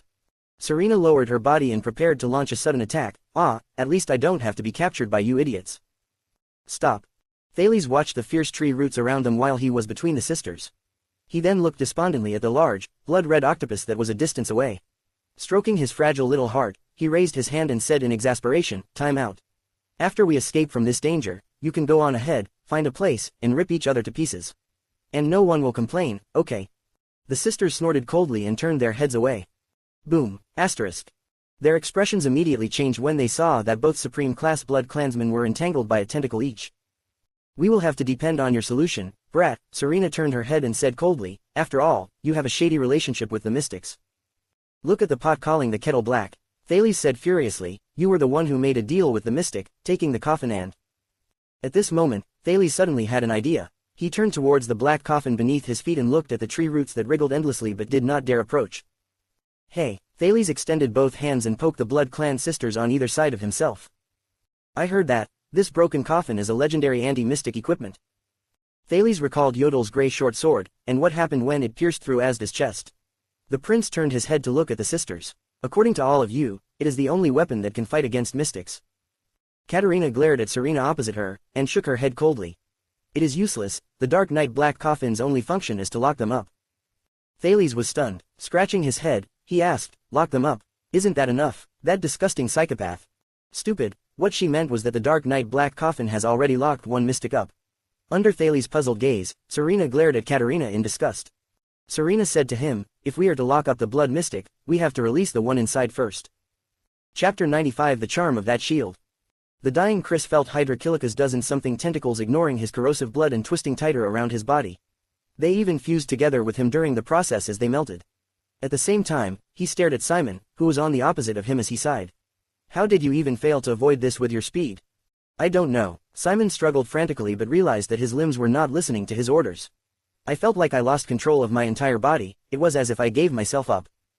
The tentacles brought the 2 of them to their master. The blood mystic could be heard sighing. Thank you for not jumping up and down anymore, I can finally have a good meal again. Chris and Simon were slightly shocked. You know, the blood mystic was smiling as she said, ever since I was hit by that damn cannon by the dwarfs, I have been somewhat weak. Under Chris and Simon's terrified gaze, the blood mystic gently finished the last words of her speech. I need some replenishment. The next moment, the blood mystic extended her hands and caressed their faces with a smile. Absolutely not. Katarina's expression was solemn. This black coffin was named after the Dark Knight god's title. What makes you think that a criminal locked away by the gods is safer than the blood mystic? Of course, turning more than 10 chunks of sticky morsels that can move about is so much safer, Serena replied sarcastically. Thales lowered his head as he thought about the pros and cons of the situation. But suddenly, a voice was heard coming from behind him. So, who exactly is lying in this matter? A gentle voice came through. All three of them shuddered and turned around. The blood mystic was standing atop one of her tentacles, which was made out of broken limbs and blood. She smiled as she stared at them. Thales tried his best not to look at the wiggling, broken limbs and nausea-inducing organs in her tentacle. He then felt the two figures next to him moving in an instant. Hey, Thales stared at the sisters' departing figures and was only able to say one word. However, to his surprise, he immediately saw that both Katarina and Serena were shaking at the same time. Both of them had no control over themselves as they leapt off the black coffin and walked towards the tentacle below the mystic's feet. What is going on? What did you do to me? Katarina trembled as she walked forward one step after another, terrified and angry that she had fallen into the blood hole made by the tentacles. Where is Simon? Moron, is this not obvious enough for you? Serena also trembled as she moved, and she was twitching when the tentacle wrapped around her. She clenched her teeth and said, she has control over our bodies. I just recovered some strength. It has been a long time since I last used it, so I am still not too proficient with it. The blood mystic was laughing when she encased the two sisters into her tentacle made of broken limbs. Do not be anxious, I still need your blood later. The maiden turned her head around to face Thales. The second prince felt his skin crawl, but he met the blood mystic's gaze squarely. His heart started to beat furiously once again. Last time, something like this seemed to have happened in a chess room at Red Street Market. The tentacle moved while the mystic's blood-drenched, teenage face slowly leaned closer to him. You. The maiden was scrutinizing him carefully. The blood mystic took a deep breath. The blood flowing through your body has an indescribably familiar feeling to it. Blood. A shudder wrecked through Thales' body during that instant. Right. I still have my last move. He cleared his throat. Although I am not able to remember it, but for the sake of this blood, I will not let you suffer. The blood-red maiden laughed when she extended her palm to him. Wait a minute, Thales yelled. Miss, blood mystic. Thales squeezed his eyes shut and hesitated for a moment before he spoke with much difficulty. I am also a mystic. The blood mystic's expression froze for a moment. Thales gently opened his eyes and calmly voiced out the truth that he was most worried about, we are of the same species. The blood mystic remained unmoved as she spat out one word, lies. She pressed her hand against Thales' face. Wait a minute. I know Asda Sakern, the air mystic. Thales immediately opened his mouth to talk again when he felt the warm blood on his face. According to Asda's words, I am a new mystic born after the Battle of Eradication. The blood mystic caressed his face with her bloody hand. Asda, newborn mystic. The maiden giggled, how smart of you to choose that fellow who has just been sealed to vouch for you. I speak the truth. Thales' spirit almost left his body due to fright as he raised his hand and said, I can prove it. With that type of losing control. The maiden still had a smile on her face. However, her tone of voice changed. Losing control, she said softly. How did you lose control? Thales was momentarily stunned. He still knew too little about mystic energy. He could only try his best to recall the night at Red Street Market. Asda wanted to kill me, but my power appeared to interrupt him. There was an explosion. He said that only mystic energy could intercept each other. Thales frowned. He also said that I am the first in the last 1,000 years, he would guide me. If you need me to prove. But, he did not continue speaking. Enough. The maiden stared solemnly at him. So, it is real. You are a mystic. Thales widened his eyes. Just like that, does she already believe me? Isn't this too easy? However, the maiden seemed to notice his confusion. Your blood and life force are telling me that you are not lying. Blood, life force. Thales recalled the control Asda had with air. Curiosity rushed up within him. You really believe me? He asked once again for confirmation. But the blood-red maiden ignored him. So, you are a person who has the potential to become a mystic, the first in the past 1,000 years. Thales breathed out a sigh of relief. It seemed like his life was spared once again. Asda said so, he also said. The maiden did not let Thales finish his speech. So, Asda found you. Thales could only shut his mouth and nod. The blood mystic only stared at him as she asked warily, which faction are you going to choose? The extremists, the obscurists, the moderators or the magic empress? Thales had a confused expression on his face. The maiden furrowed her brows. Did Asda not tell you about the history of mystics? The three mystics' civil wars and the three main treaties? Thales shook his head because he was not clear about these things. His confusion became stronger and greater. The mystics, civil wars. Are mystics not immortal? Why did they still participate in a civil war? The teenage mystic stared at Thales. Did he also not explain the 3 deaths, 1 prohibition, rule among mystics to you? Thales widened his eyes and shook his head. The blood-red maiden's facial expression became increasingly sour. Did Asda inform you about the difference between matter and concept, as well as the connection between chaos and purity? Thales sighed and shook his head in a resigned manner. In that case, which stage are you at in the 4 stages of mystics? You should know about this, right? Thales still shook his head in shame. The mystic stared intently at him, as if she was going to dig a piece of his flesh out of his face. Thales felt the pressure becoming bigger with each passing moment. Then, which of the magic tower's knowledge did you inherit? After a few seconds, the maiden spoke words that Thales had once read from books, but he had no idea what they meant. Alchemy tower, soul tower, or ascetic tower, or could you be an independent scion who wandered about in the outside world? What the hell? Thales' face was twitching. He was already numb to all the terms she threw at him. The second prince only shook his head stiffly. The maiden stared at him in disbelief. So, you do not even know the connection between mystic energy and magic, and the difference between mystics, wizards and witches? Wait, do you know about wizards? Thales stared at her with an innocent expression on his face. You know nothing. How did you become the newborn mystic that Asda claimed? The mystic let out a long sigh. Thales lowered his head and spread his hands out discreetly. No teacher, no education, it is not my fault. You are no different from a normal person now, the mystic said quietly. Thales did not know how to respond to that. There was silence. Giza suddenly chuckled before she said, was it because of you that the idiot, Asda, went to the capital? Thales scratched his head. About that, I do not think so. It was a coincidence that we met. But, it was indeed because of me that he was sealed, Thales secretly thought. But of course, I cannot let you know about that. The maiden suddenly said softly, Giza. Thales' mind suddenly went blank for a moment before he lifted his head. What? The blood mystic moved her eyes up. Giza Streelman is my name. If you are also a mystic, or even a mystic's candidate, then you have the right to know my name. The two of them fell silent in an instant. Very good, her enmity has disappeared. Thales felt much calmer. Then, the next step.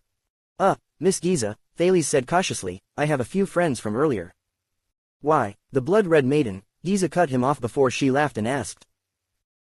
Confusion showed up on Thales' face.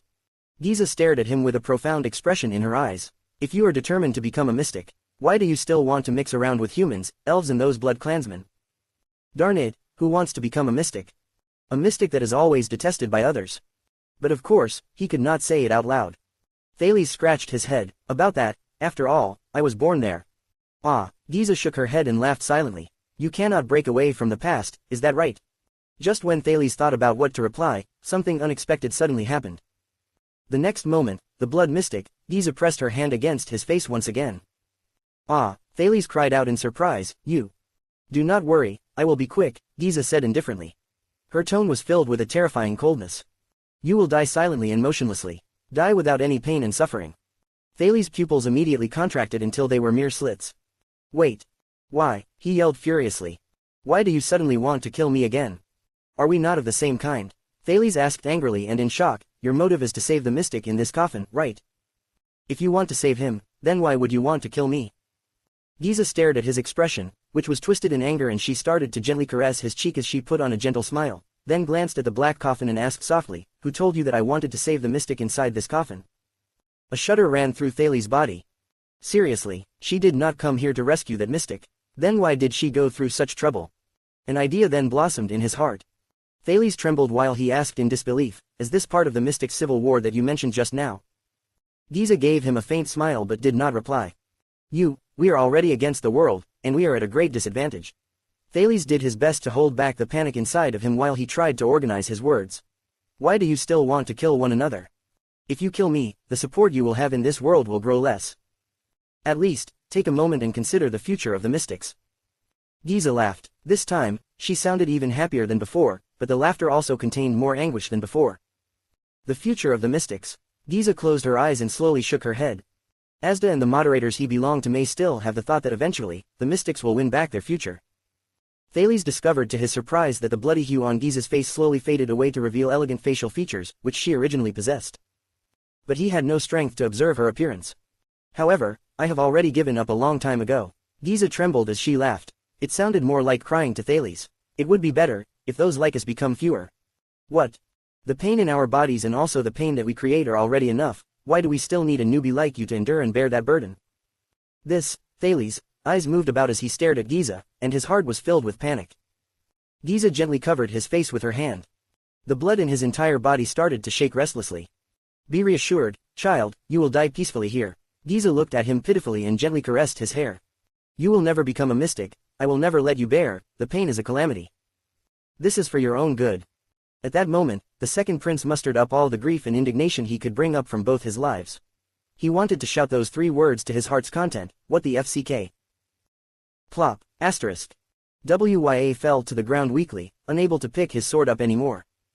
Poutre lay limp on the ground as he stared helplessly at Istrone, who effortlessly picked up the immobile Wya. Damn it. You are that little bastard's attendant. God knows how much I hate him.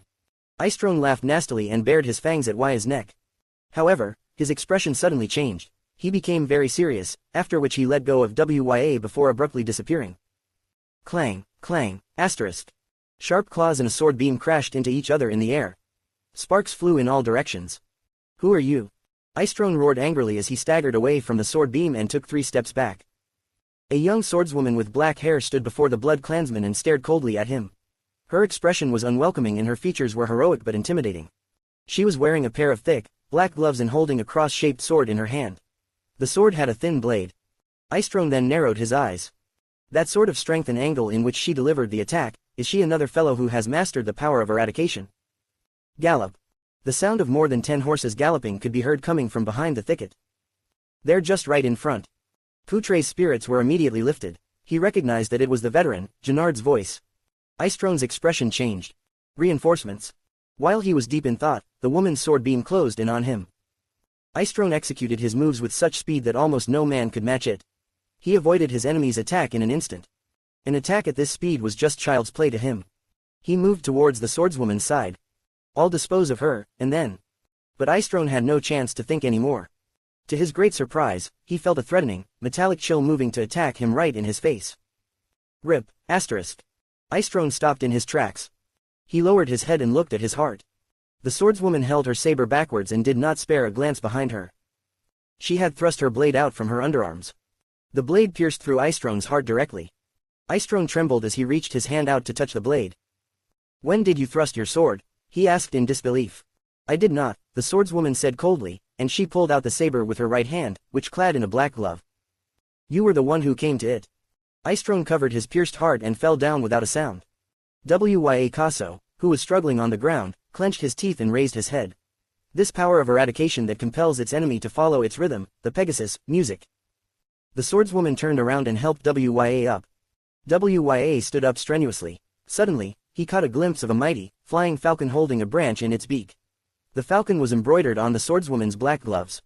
White-backed flying falcon, you are. Wya was momentarily stunned as he said the name. You are Miranda Arund. The seed from the previous batch in the Tower of Eradication. He shouted loudly. However, Miranda ignored him. She coldly pressed him down to sit under the tree.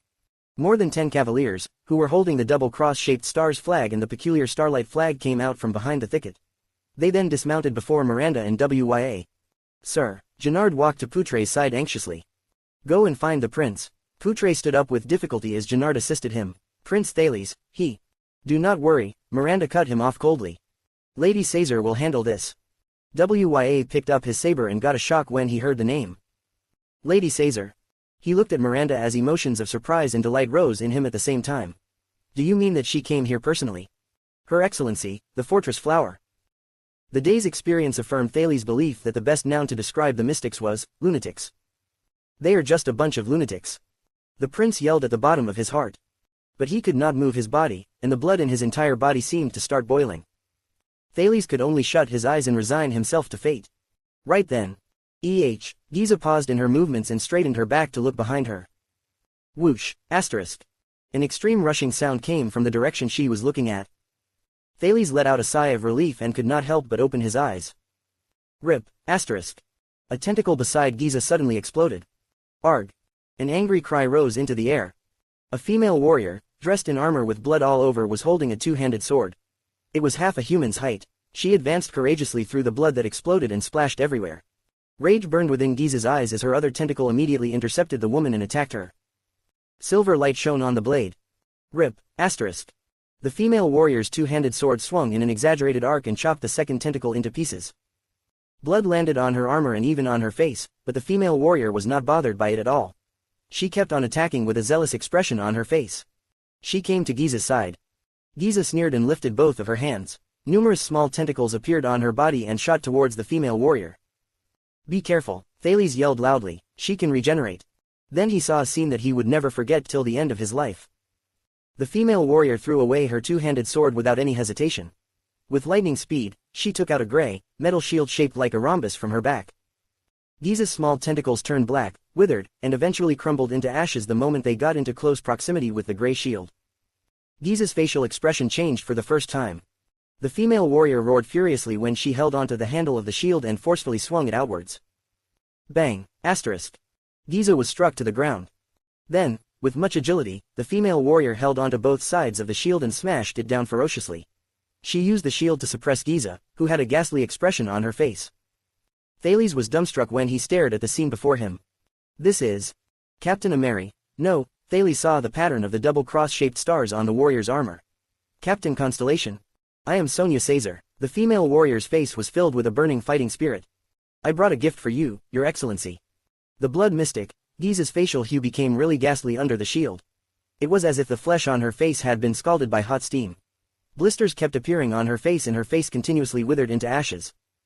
Giza stared unwaveringly at the shield and spat out a few words in defiance. No, this is... Yes, with her left hand pressing against the shield, the female warrior grinned and said in a heroic manner, allow me to introduce you to the legendary anti-mystic equipment.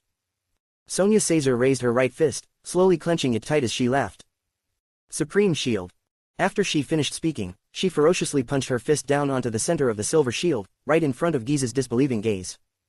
Thud, asterisk. Giza screamed furiously. She exploded into countless pieces of flesh and pools of blood, which immediately turned into flying ash and disappeared before the two of them. Chapter 96. I definitely will not let you suffer. Thales leapt down from the black coffin and watched everything before him in a daze. All the flying ashes disappeared, none of the blood and flesh remained. The severed limbs that littered the ground gradually withered, turning into ash and melting into the snow-covered ground under the moonlight. Has it ended? Giza, the blood mystic, that maniac, disappeared just like that. The Hydra's tentacles loosened their grip and withered. Both Katerina and Serena fell onto the ground and coughed violently. Supporting the deathly pale Ralph, Ida walked out of the thicket beside Thales. There were at least 100 of those tree branches, Ida said, still in shock. Why did all of them suddenly wither away? However, Ida was immediately taken aback. She pointed at the female warrior with exaggerated movements and exclaimed, "Ah, strange woman, you came."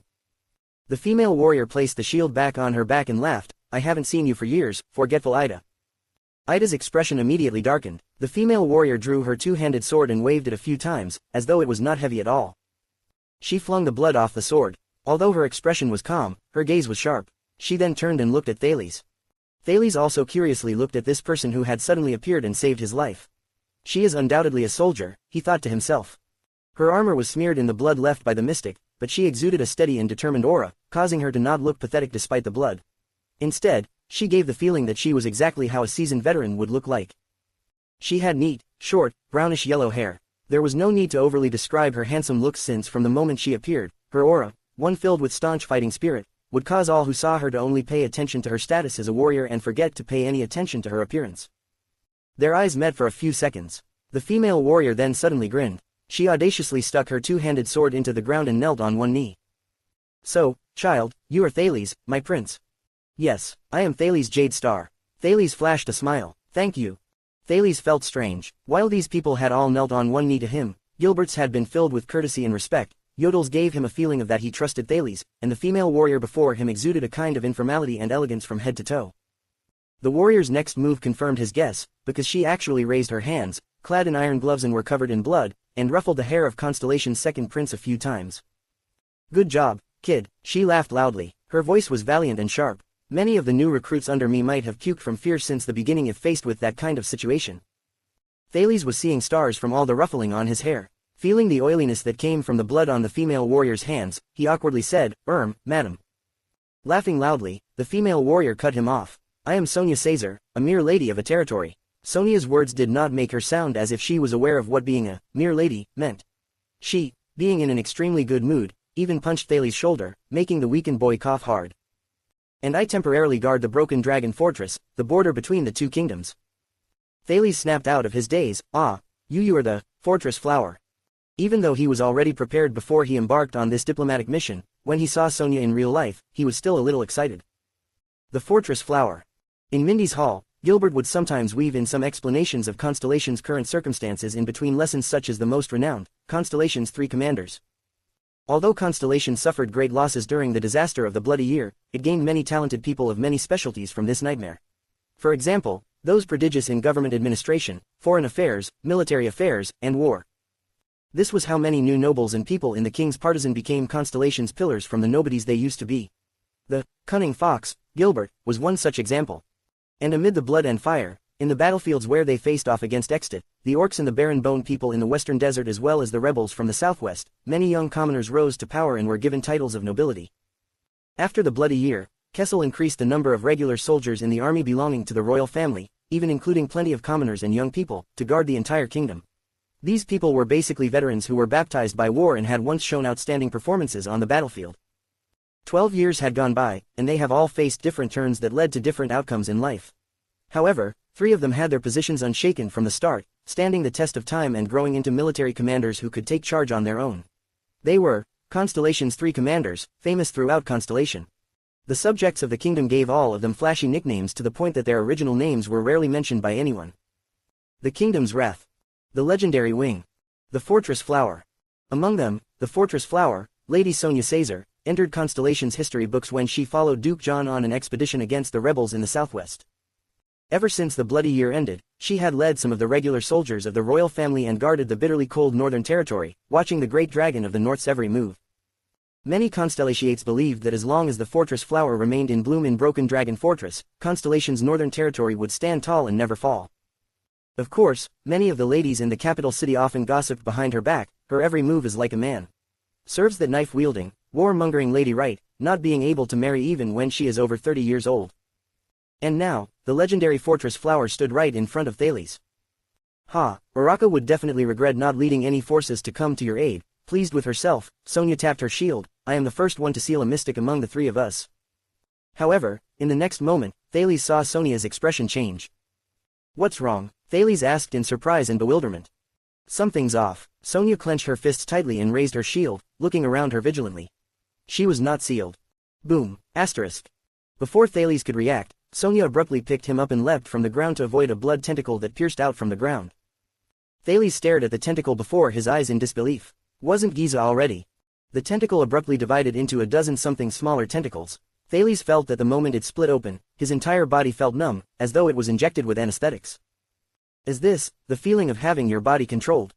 Trembling, Thales let go of Sonia's arm, but the latter did not appear to be affected at all. She extended her arm and held him even tighter. Sonia gritted her teeth. Roaring furiously, she drew the 2-handed sword from her back. Light shone on the sword, and when she swung the sword in a circular movement with one arm, the light on the sword emitted a magnificent arc, and as the sword shone, it chopped down countless small tentacles. A few of them curled towards their original position, from the dark night black coffin. Many of the tentacles contracted and withered before becoming flying ashes the moment they touched the black coffin. Just like when they touched the supreme shield. However, more tentacles curled onto the black coffin as if they did not fear death. As they withered and joined with one another, they withstood the corrosion of the legendary anti-mystic equipment and hoisted the black coffin up. Black coffin. Seeing this from a distance away, Katerina anxiously shouted loudly, "We cannot let her take it away." Sonia was calm as usual and moved swiftly. Carrying Thales in one hand, she threw her 2-handed sword with her right hand like a boomerang. Chop. Asterisk. It chopped off the tentacles that entangled the black coffin. Plop. Asterisk. The black coffin fell on the ground again. Moving her feet, Sonia rapidly leapt onto the black coffin. She put Thales down and unequipped the shield. She watched vigilantly as 2 tentacles reached out again from the darkness ahead. Impossible. Having seen the situation in front of him clearly, Thales cried out in surprise. Under the protection of 2 tentacles, Giza Streelman appeared before them in the form of a naked maiden covered in blood again with a smile on her face. Thales shuddered, but Sonia calmly held up her shield and took a step forward, shielding Thales behind her back. She furrowed her brows deeply. On the other hand, Thales had his eyes wide open and mouth agape. How is it that she is completely alright? Did Serena not tell him that the legendary anti-mystic equipment can be used to fight against mystics? He remembered that when Yodel sealed Asda before this, he had only stabbed Asda's back once while catching him unawares before Asda to burst into white light and disappeared without a trace. Both Yodel and Morat called that sealing. Thales had even thought that he had mastered some knowledge about the weaknesses of mystics, however, in front of him, Giza. Why, are you thinking that it's strange? Giza chuckled. Why did the legendary anti-mystic equipment not work on me? Sonia abruptly raised her hand and stopped Ida and Katerina, who were about to charge over. Step back, she said loudly, as though she had the authority to execute orders and stop all people from taking any action with just one shout. Ida and the queen abruptly halted in their steps. Sonia stared at Giza in front of her, her gaze was extremely solemn. I heard 2 legends about you from the kingdom's secret intelligence department. Sonia watched Giza with a determined expression. Firstly, the more enemies the blood mystic faces, the stronger her destructive powers and vitality becomes. This is because your enemies will all become your nourishment. The greatest misconception when it comes to fighting against you is, the more people, the better. That will only make you stronger as you fight. The best method is to have a supreme class elite who is agile enough and nimble enough to bring along a legendary anti-mystic equipment to battle with you alone in a wasteland without any living beings. Giza's smile faded a little. The kingdom's secret intelligence department. They are still as annoying as a few hundred years ago. A good choice. Curling up the corner of her lips, Giza nodded. It's no wonder why I can sense a lot of humans a few hundred meters away. You left all your manpower there and came here alone. Sonia snorted. It seems that your recon skills are also very strong. Then, the 2 tentacles abruptly extended towards Sonia. At the same time, more than 10 tree roots burst out of the ground and reached for Sonia and Thales. An attack that covered all sides, where they had nowhere to dodge. That fluctuation surged to all 4 of Thales' limbs again. He was about to dodge, but at that moment, he could only feel another surge of power blooming from Sonia's body. She turned and utilized her body's inertia to the maximum in an inconceivable manner. She slammed the shield in her hand against the tentacles hard. Boom, asterisk. It reduced Giza's tentacles into flying ash. As the female warrior spun around, she let go of the shield. With great skill, she then quickly caught the edge of the shield in midair. Using it like a razor blade, she spun around again with the inertia and swung the shield horizontally, boldly chopping more than 10 segments of tree roots that attacked from below her feet into pieces. Swoosh, shing, asterisk. Sonia landed safely on the ground, completely shattering the blood mystic's attack with a flawless counterattack. Stunned, Thales stared at Sonia. The fluctuations in his body had already surged into his eyes. He could only see an intimidating, colorless energy fill Sonia's entire body. It was something entirely different compared to the jarring light in the mystic's body and the blood clansman's exuberant flesh and blood. This was the first time he used this fluctuation in his vision to observe a normal human being who was neither a mystic nor a blood clansman. That's a pretty good reaction. It is rare even among supreme-class human beings. Giza nodded admiringly. And you also have a familiar superpower. It's one of the 4 main original superpowers, the thawing of glaciers, known for taking advantage of the opponent's moves and counter-attacking, right? It is now known as the power of eradication, Sonia said in derision, to commemorate the fact that we defeated all of you to the point that you all peed your pants in terror. Thales suddenly understood. So, that colorless energy inside Sonia's body was the power of eradication.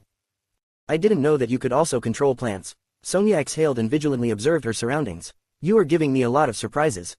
Why, is it because based on your understanding, only the red liquid inside the body of animals can be called blood? Giza chuckled. Sonia carefully exercised her wrists.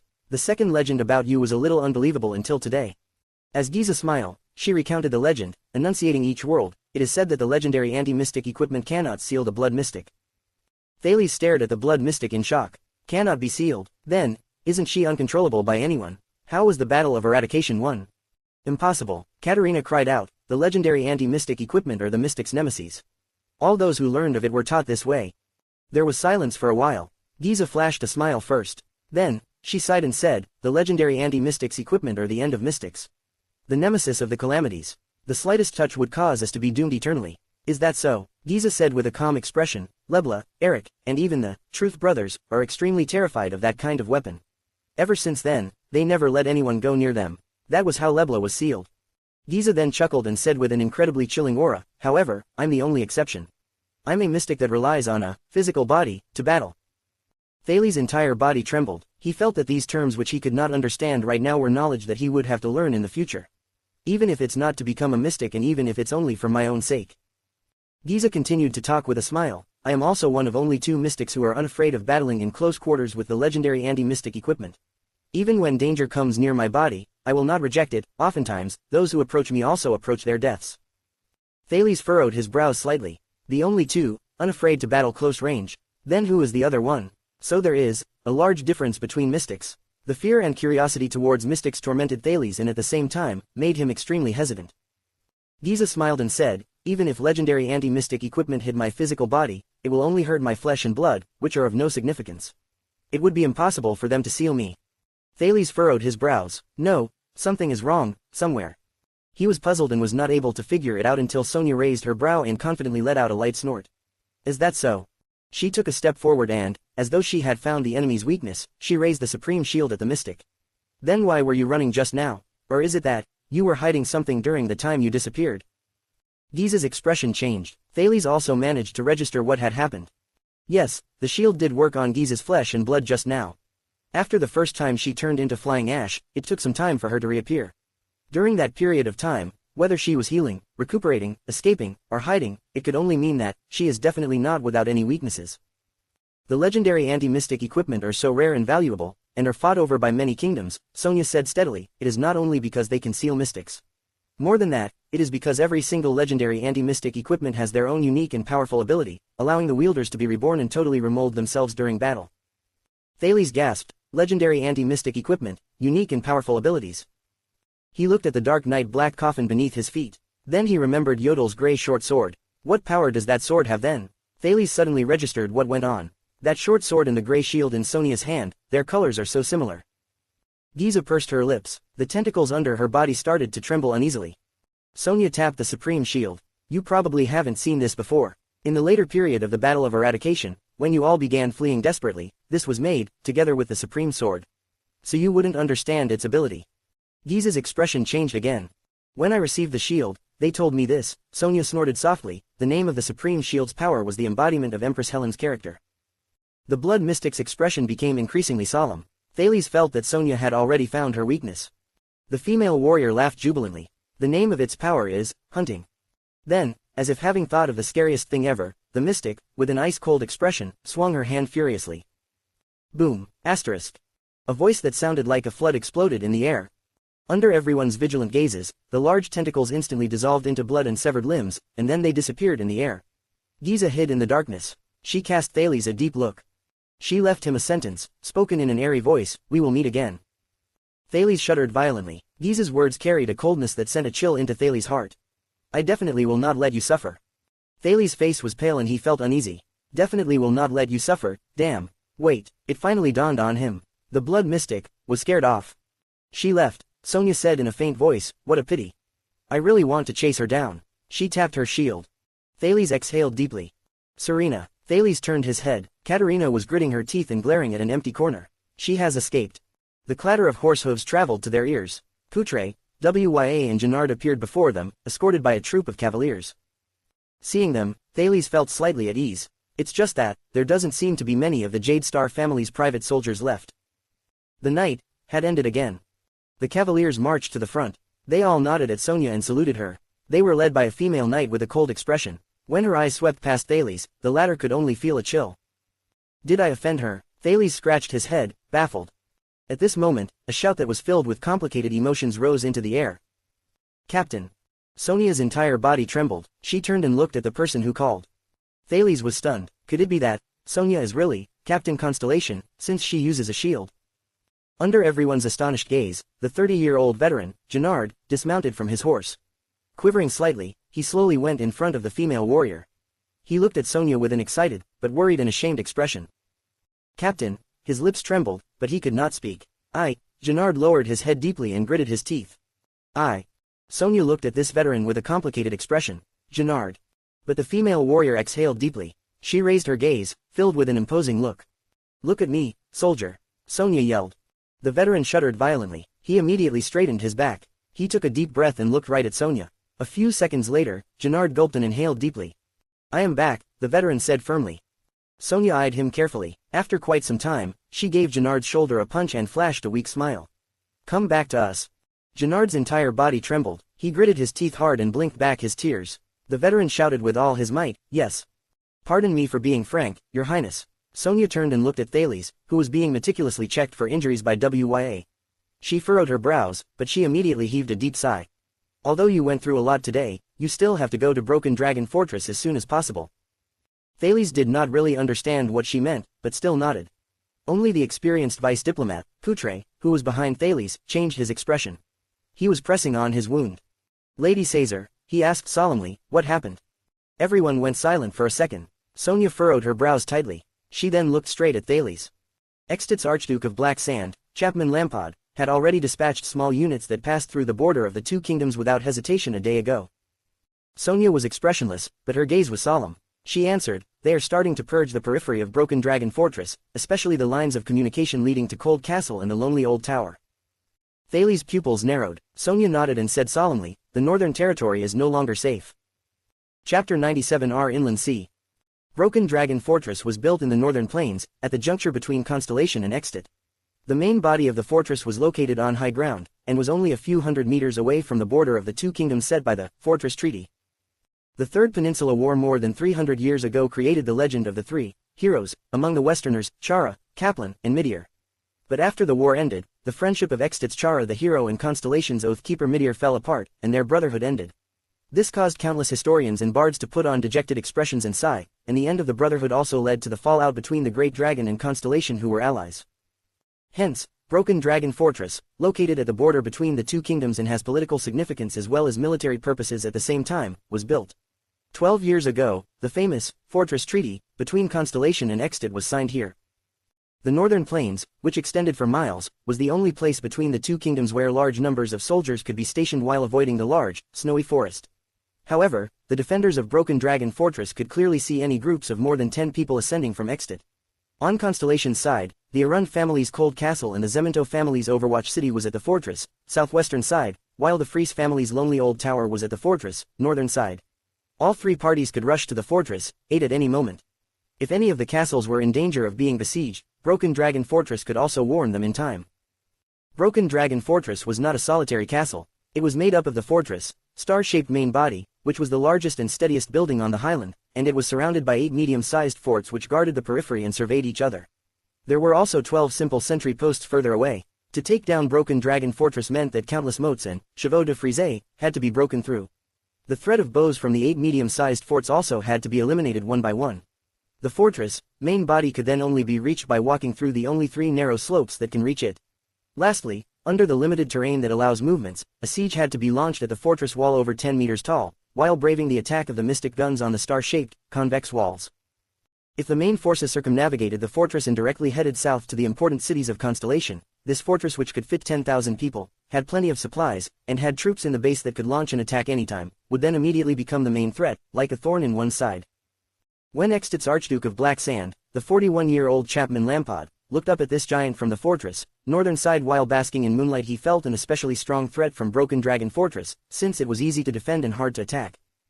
Since he had a fair duel with his own elder brother in front of his father and the entire family 12 years ago, then won the right of inheritance to the Black Sand region by piercing through his brother's heart with a sword, Chapman Lampard's ambition grew uncontrollably. He began to dream of bringing the glory of becoming the common elected king to the Lampard family, to turn Black Sand City into Extit's capital city, and to bring Constellation's northern territory into his governance, reuniting the ancient Northland territory, which was now split between the two kingdoms, into one. The Archduke wore a thick robe lined with heavy chain armor. He rode a healthy and strong Northland horse. The knights behind him held flags that had the pattern of an iron fist that represented the Lampard family on it. Dense military camps were stationed behind them. From time to time, low-ranked riding sentries or infantry units would leave the military camps and cross the border nonchalantly. A healthy and strong knight who had a soldierly bearing and wore a grey helmet, one of Extit's 5 war generals, Lord Tolja, sped over from the front. He reined in his horse before Lampard and immediately bowed respectfully. Lampard nodded expressionlessly. "Whether it is caravans, hunters, supplies or the enemy's patrol teams, we have already cleared them all from the path and placed our mobile sentries there. If Cold Castle's Arund and the other 2 families come to the rescue, we will know at the first moment," Tolja said in a deep voice. "Are we really attacking?" "Of course, we have more than 13,000 soldiers. We have light cavalry scouts, heavily equipped knights, hand-picked and lightly equipped executioners, doppelsoldners, and enough archers. We also prepared mystic guns, catapults and other equipment needed to lay siege to a city." The one who replied him was a knight wearing plate armor and was standing behind Archduke Lampard. He was the Archduke's supporter and number one vassal, Count Levan. We are at an advantage, whether in terms of quantity or quality. Defeating them is as easy as flipping our hand. That is open warfare, but as long as they are holed up in Broken Dragon Fortress, it would be hard for us to achieve an easy victory. Tolja shook his head. Ever since the fortress fell into our hands the last time, they strengthened its fortifications. I suspect that they have equipped half the mystic guns and city defense crossbows in their kingdom there. To forcefully lay siege would only lead to a large number of casualties. And, Tolja thought, as long as those two are at Broken Dragon Fortress, even if there is only a disorderly mob against us, we should be extremely vigilant. Count Levan, donned in plate armor, had a determined expression on his face. We mobilized so many soldiers. It is impossible for us to return without accomplishing anything. If we can seize Broken Dragon Fortress, I reckon that we can accept some casualties on our side. Our enemy is not only the fortress, but also the weather. They turned their heads. Archduke Lampard's wise general and advisor, Viscount Kentvida, arrived on horseback behind them. The day before the bitter cold winter will arrive earlier than in previous years. It is not a good time to advance. The situation is not promising for us when it comes to the transportation of supplies. If the siege does not go well, and there is a deadlock in battle, if we wait for the beginning of spring, we have a bigger chance of seizing the fortress. It is precisely because there are not enough supplies that we should do it quickly. Count Levan was still determined. It is to our advantage to battle in winter. The Constellations will be dealt a bigger blow because of the winter. 12 years ago, we seized the fortress at this time. That was the warmest winter in a couple dozen years. Tolja shook his head solemnly. And at that time, they were busy enough with their own affairs. There were no reinforcements in the Northern Territory. But at the time, we had all 7 armies from the 7 archdukes. And we can only restock our supplies on the spot after breaching the fortress and after we headed south. Archduke Lampard slowly raised a hand and halted his 3 subordinates' arguments. How are things at the back? The Archduke's voice was dreary and dull, carrying some kind of power that made people become instinctively quiet. King Neuvin's envoy has already arrived. We have no way of holding him back for too long. After all, we are dispatching troops in the name of revenge for Prince Mariah. Viscount Kentvida bowed. Besides, I heard that the Prince of Constellation is already on his way and will arrive soon. Lampard contemplated and asked, Prestige Orchid Region's Olsius family and Reformation Tower's Trinita family, have they not replied yet? As fellow archdukes of Extit's southern region, they should have enough reason to dispatch their soldiers. They have definitely received the news of the Prince of Constellation's diplomatic visit, Viscount Kentvida answered seriously. Even though they could probably obtain benefits by seizing the Northern Territory, they will hesitate just as much as the other archdukes. I am afraid that we will have to depend on ourselves. After some time, Archduke Lampard exhaled. Looking at the Broken Dragon Fortress across from him, he heaved a long sigh and said, depend on ourselves. Caesar, that woman only has over 800 people. However, at least 300 of them are elite veterans from the Starlight Brigade. They are not only good riders, but also dauntless soldiers who attack and defend well. Having fought against her before, you should all be very clear about this. Merc just arrived with over 2,000 people. Although most of them are garrison soldiers who have never seen blood, that man is too scary.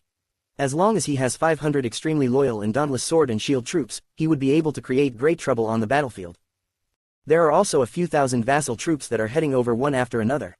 Although the fact that Arund was put behind bars caused the soldiers in the fortress to be disunited with each other, and most of them had already withdrawn, Arund's only daughter is still at the fortress. According to the investigation of the scouts, at least 500 of them stayed. Without the military strength of the other archdukes, we will have to battle very hard if we want to seize Broken Dragon Fortress. Archduke Lampard's words made the 3 of them go silent for a while. To have 3,000 people squeezed into one fortress, Count Levan furrowed his brows and spoke, with the Northern Territory's pitiful supplies, how long can they keep up? That fortress was built to accommodate 10,000 people. It has enough reserves by itself, and can help them last till the day before the bitter cold winter. Viscount Kentvida shook his head. Forgive me for being frank. As the side who will lay the siege, our pressure is much higher than theirs when it comes to supplies. 12 years ago, the entire Extit was behind us, and now, because that dead prince is coming to apologize, we are as isolated and helpless as the Northern Territory. The day before the bitter cold winter will be coming in less than 2 weeks. Tolja also nodded in agreement to the wise general's words. If we do not get a good opportunity, I do not suggest that we forcefully attack. When that prince arrives, it would be even more impossible for us to dispatch troops. Count Levan said indignantly, and in another 10 years, Constellation will slowly recover from its weakened state, and other kingdoms will also be free of their respective troubles. Besides, he paused for a moment. If Neuven VII is not able to live till then, there will possibly be a king selection in Extit.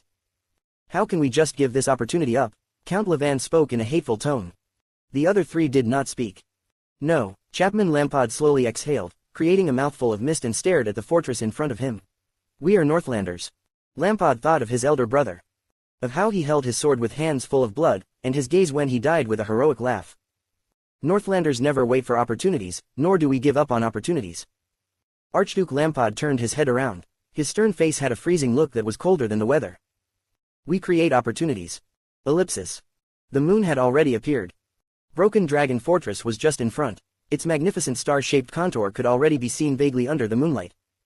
Watching Sonia and Ida, who were looking around vigilantly a distance away, Thales turned towards Katerina, who was surrounded by the elite warriors of Broken Dragon Fortress and the two Blood Clan warriors behind her who were only found after the battle. Are you sure that you want to leave now? Furrowing his brows, Thales looked at Katerina, who was in front of him. Perhaps the Blood Mystic is lying in wait on the path you will take to return. Katerina's expression was as indifferent as usual. She shook her head. This is the best time to leave. At least, the Blood Mystic would not dare to lurk around in places that are too near to this place. This is too risky. Thales spoke earnestly. You know that the Blood Mystic came for the Black Coffin. Trust me, since the Blood Mystic had already showed herself and caused such a big trouble, there will be people keeping an eye on her whereabouts and intentions. For example, your kingdom's secret intelligence department. Katerina spoke coldly. Although mystics are terrifying, there are still forces of power that can restrain them in this world. Are you talking about the legendary anti-mystic equipments? Thales contemplated and spoke, but they are after all, so rare. There are only a few. You are still young, and have yet to know many secrets. Katerina's words made Thales scratch his head. The only thing you need to know is that, every single time mystics appear publicly, they are taking a risk. After that, they would be quiet and go into hiding for a very long time. The legendary anti-mystic equipments are not their only threat. Their eyes met for a second. All right, since you insist, Thales sighed, you have to know that all the supreme classes by your side had died in battle. Serena might still be hiding in the darkness, waiting for a chance to strike, and you are after all, bringing along and protecting a legendary anti-mystic equipment. Remembering Hested and Simon, Katerina's gaze dimmed. However, she then raised her head. I yearn for Serena to appear. The Night Queen revealed a gaze full of hatred. As for the Dark Knight Black Coffin, perhaps it is a legendary anti-mystic equipment many powerful parties would like to have. But do not worry, as apart from the terrifying mystics, there would be absolutely no one who would dare try to obtain it. No. Katerina thought, perhaps with the exception of those relatives of mine in Grand Banquet Hill. After all, it is the entire Blood Clan's pledge to guard the Dark Knight Black Coffin. Thales rolled his eyes. Is it a secret that I am not aware of again? He nodded. Although it can be said that our bad luck today is thanks to each other, with blood debts, enmity and favors involved, I still hope that we do not become enemies. Of course, I hope we don't meet again, Thales said with a serious look. Katerina stared at him intently for a few seconds. She did it for so long that Thales raised his brows. You know, Katerina said quietly, maybe we can really become allies. Thales widened his eyes. I heard Serena's words, the Night Queen said flatly, the situation in the peninsulas had changed. You all have relations with Main Ednox dynasty, and Exted is in good terms with Handball. Since Constellation is fated to be enemies with Handball, we have a common enemy. Thales furrowed his brows. I almost forgot that. She is a queen. After forming an alliance, we can rope in the Misty Islands merfolk leader. That way, we can chase away Handball and the Trade Federation's whalers. It would not be impossible for us to make the Southern Sea of Eradication our inland sea. Think of all those eternal oil that is swallowed up jointly by Handball and the Trade Federation. Oh please, it's thanks to your dear older sister. Thales exhaled and shook his head, with fear still lingering in his heart. Right now, I really have an extremely deep fear towards the word, ally. For your sake, and also for my sake, let's discuss this when I'm a little older, okay? Katerina, who was cut off in a baffling manner, was stupefied for a moment. Her parted lips could not close in time. Looking at that pair of lips, for some reason, Thales thought of their taste. Ahem. Thales tapped his head, getting rid of those weird thoughts. He had enough troubles, and he was already busy enough with them. The Night Queen, who had always maintained a stern face, suddenly curled up the corners of her lips softly. Thales was a little surprised. It was his first time seeing the stoic Katerina smile. Sorry. Thales frowned. What are you saying? Katerina spoke slowly. When you extended your neck towards me, my original plan was to suck all your blood dry. Thales shuddered violently. What? After all, there was already hatred between us because of the battle earlier. Katerina continued speaking with that ice-cold expression again. As long as I finish off Serena and wipe out all your other subordinates, then cleared off all traces. Apart from Covendier, no one would know the truth of the Prince of Constellation's death. Thales felt a chill running down his spine as he watched the Queen talk about sucking him dry. Thales had a look of disbelief on his face. Is this the farmer and the viper, the one in Aesop's fables? However, You have a tenacious vitality, and did not die from the loss of blood like I expected. Katerina spoke coldly, so, my attempt to kill you failed.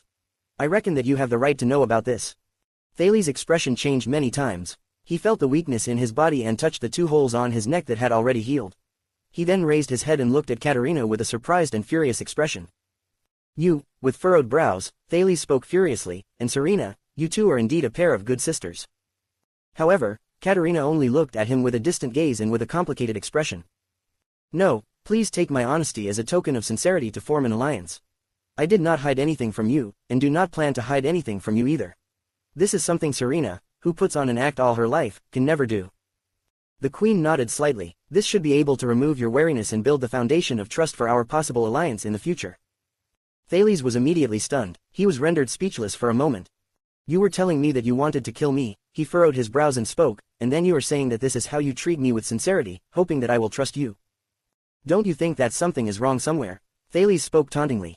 I believe that you are mature enough to differentiate whether I am sincere or not. Katerina spoke flatly. You know, I do not treat you as a child.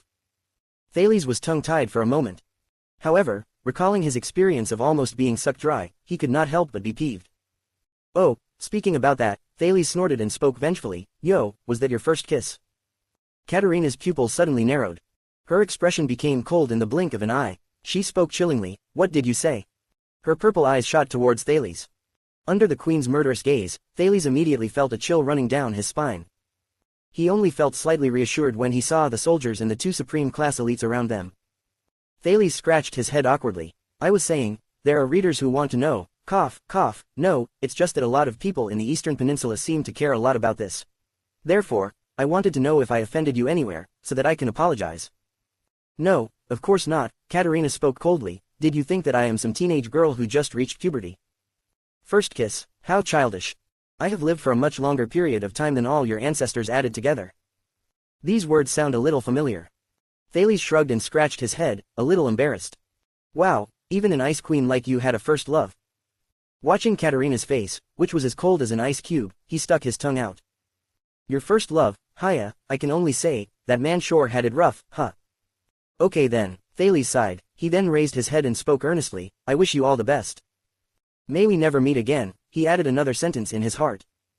Katerina stared at him in silence. She suddenly extended her hand to him and passed him a bracelet that had 2 fangs strung on it. The fangs looked ferocious and primitive, with thin, blood-colored patterns on it. It looked like a keepsake from his past life. Thales widened his eyes and looked at her with a puzzled gaze. This is Corleone family's keepsake, the blood fangs. Queen Katerina spoke with a serious expression. If you come round to the idea one day, come and see me with it. However, to form an alliance with immortals is not exactly something that would give you a good reputation among humans. Before you make up your mind, please do keep it a secret from others. I suggest that you personally safeguard this keepsake. Thales furrowed his brows. In the end, he sighed and simply grabbed that fang bracelet. I will throw it away when I get back. Thales thought. Be careful on your way, he said quietly.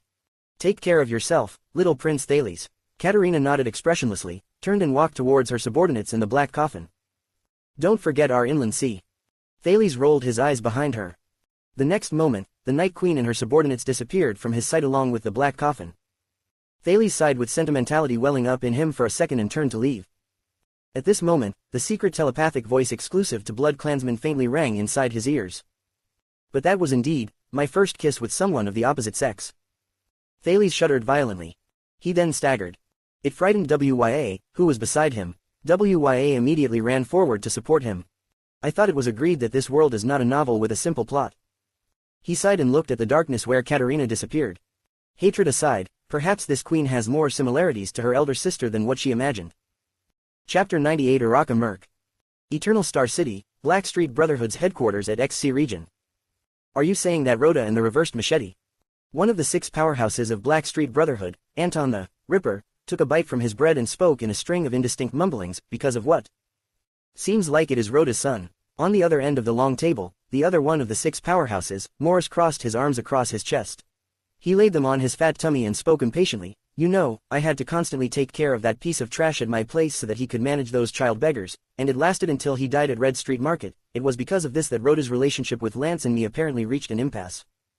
In that case, the Reversed Machete is in an extremely bad mood. Has Sunset Pub already shut down? Anton let out a chuckle and took a sip of ale. What a shame, I did kind of like that little girl at the pub, tisk, tisk, that figure. Her last name is Charlton, you won't be able to touch her. Morris's cold words made Anton choke. I have not returned for a long time, so I am not clear about this. The Charlton brothers have not made their appearance even after the matter of Sarah Dukedom. Anton swallowed the bread. Morris shook his head. Prison Lock Sickle has been tracing them for a few years, and for that, he did not even hesitate to work with the Secret Intelligence Department. He did fight hand-to-hand with the younger Charlton twice, but he did not benefit from that. What about the older Charlton? Anton asked immediately, that person who killed 80 II. It is best not to mention him, Morris sighed. You know, that year, he saved Blacksword's life in front of the palace gate. Regardless of whether it was intentional or otherwise, Blacksword took that to heart during all these years, and you could say that he was agonized by it. They would eventually need to fight each other. Anton sighed. At this very moment, a figure wearing a scarlet cloak pushed the door open and entered the room. The figure then sat at the table. Morris and Anton's facial expression became solemn and serious. Shortly after, the figure in the scarlet cloak spoke. His speech made the other two people's faces change color due to agitation. You better explain this clearly to me. What do you mean by, lost contact? Astonished, Anton slammed his fist onto the table and asked. He stared in bewilderment at one of the 6 powerhouses, the Sleepless Eye, Cobra and Lance. What I mean is, Lance held his scarlet cloak as he furrowed his brows and said, we have stopped receiving any news from Ramon for the past 7 days. The last time he sent a message was when he was at the eastern border between Constellation and Extit. There is only one explanation for this, he ran into enemies. Morris hugged his arms tightly around himself and muttered, his mission was only to use news of the reappearance of wizards to avert the attention of the Secret Intelligence Department, so that we can safely acquire that equipment. When the Black Prophet discovered that he was not actually a wizard, he should have naturally given up on pursuing him, right? The fat one shook his head and his confusion showed on his face. An ordinary gang doctor, neither the secret room nor the Secret Intelligence Department have any reason to arrest him. No, of course they do not have a reason. Unless this is the opponent's move against the Brotherhood and our sponsor, a lot of people have doubts about our patron, Lance said sinisterly. Also, you and I both know that Ramon is no ordinary gang doctor. There are people targeting us and also our sponsor. Anton was shocked. Are you saying that the Blood Bottle Gang is the one targeting us? Even though the Air Mystic does not usually appear, but after the Red Street Market incident, they have been more silent than before. Catherine and Nikolai are both overseas. Lance shook his head. I have learned something through the grapevine. They have found the Blood Mystic. I am afraid they will soon launch a counterattack. I am also worried that they may have already discovered the importance of Ramon to us. He lightly tapped against the table. If the Blood Mystic becomes the one who attacks, hiya. The key is our sponsor. Morris considered this seriously. If Ramon falls into their hands, it will certainly jeopardize the safety of the sponsor. Maybe we should warn the sponsor. We cannot risk being exposed and contacting the sponsor. Lance's eyes were shining brightly. I suspect that this could be a trap. Morad likes to throw this sort of bait the most. Maybe the area surrounding Black Street is already filled with spies of the Secret Intelligence Department, and they are just waiting for us to make a wrong move. What's more terrifying is, if it is not Morad and his Secret Intelligence Department but the conspirators that year. Lance did not show his feelings or speak of his worries. No, without Ramon, our study on the mystics, weakness will come to a standstill. We finally had a little progress after 11 or 12 years. Anton tightly clenched his fist. And we still do not know anything about the origin and ability of that equipment. We have yet to explore anything.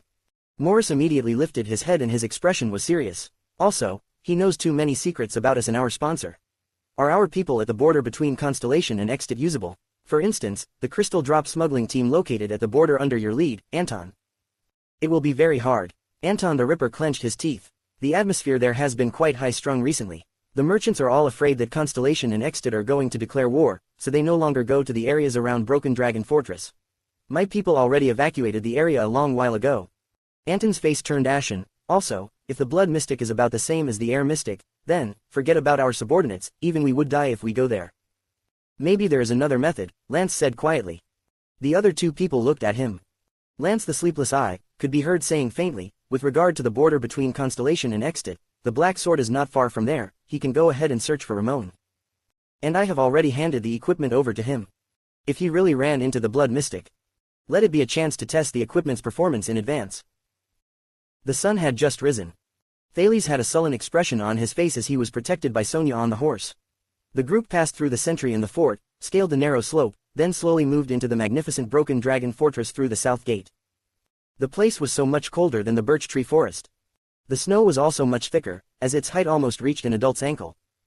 This was a very big fortress, but the double-layered city walls made the space between the fortress gate and the inner city walls seem relatively narrow. Thales got off the horse with Sonia's help, and the soldiers took the seriously injured Ralph, and Cora to be healed. He observed this particular corner of the fortress. It was neat and orderly from the building layout itself to the sentries and staff stationed there. The soldiers on duty were either patrolling the main roads and some of the city walls in the fortress, or they were on guard duty at their respective locations. The quartermasters who were in charge of logistics and replenishments were walking back and forth to urge the laborers to transport the supplies. In some rather spacious stables, the cavaliers were bathing their steeds with well-practiced movements. On the other end of the training field, there were a few squads made of new recruits that were obviously enlisted not long ago. They were practicing defensive moves and slashing motions in an orderly manner under the guidance of a few veterans. A distance away, a few squads who just came back from their duties were queuing up to return their weapons to their original places. After that, they received the rations distributed by the quartermaster.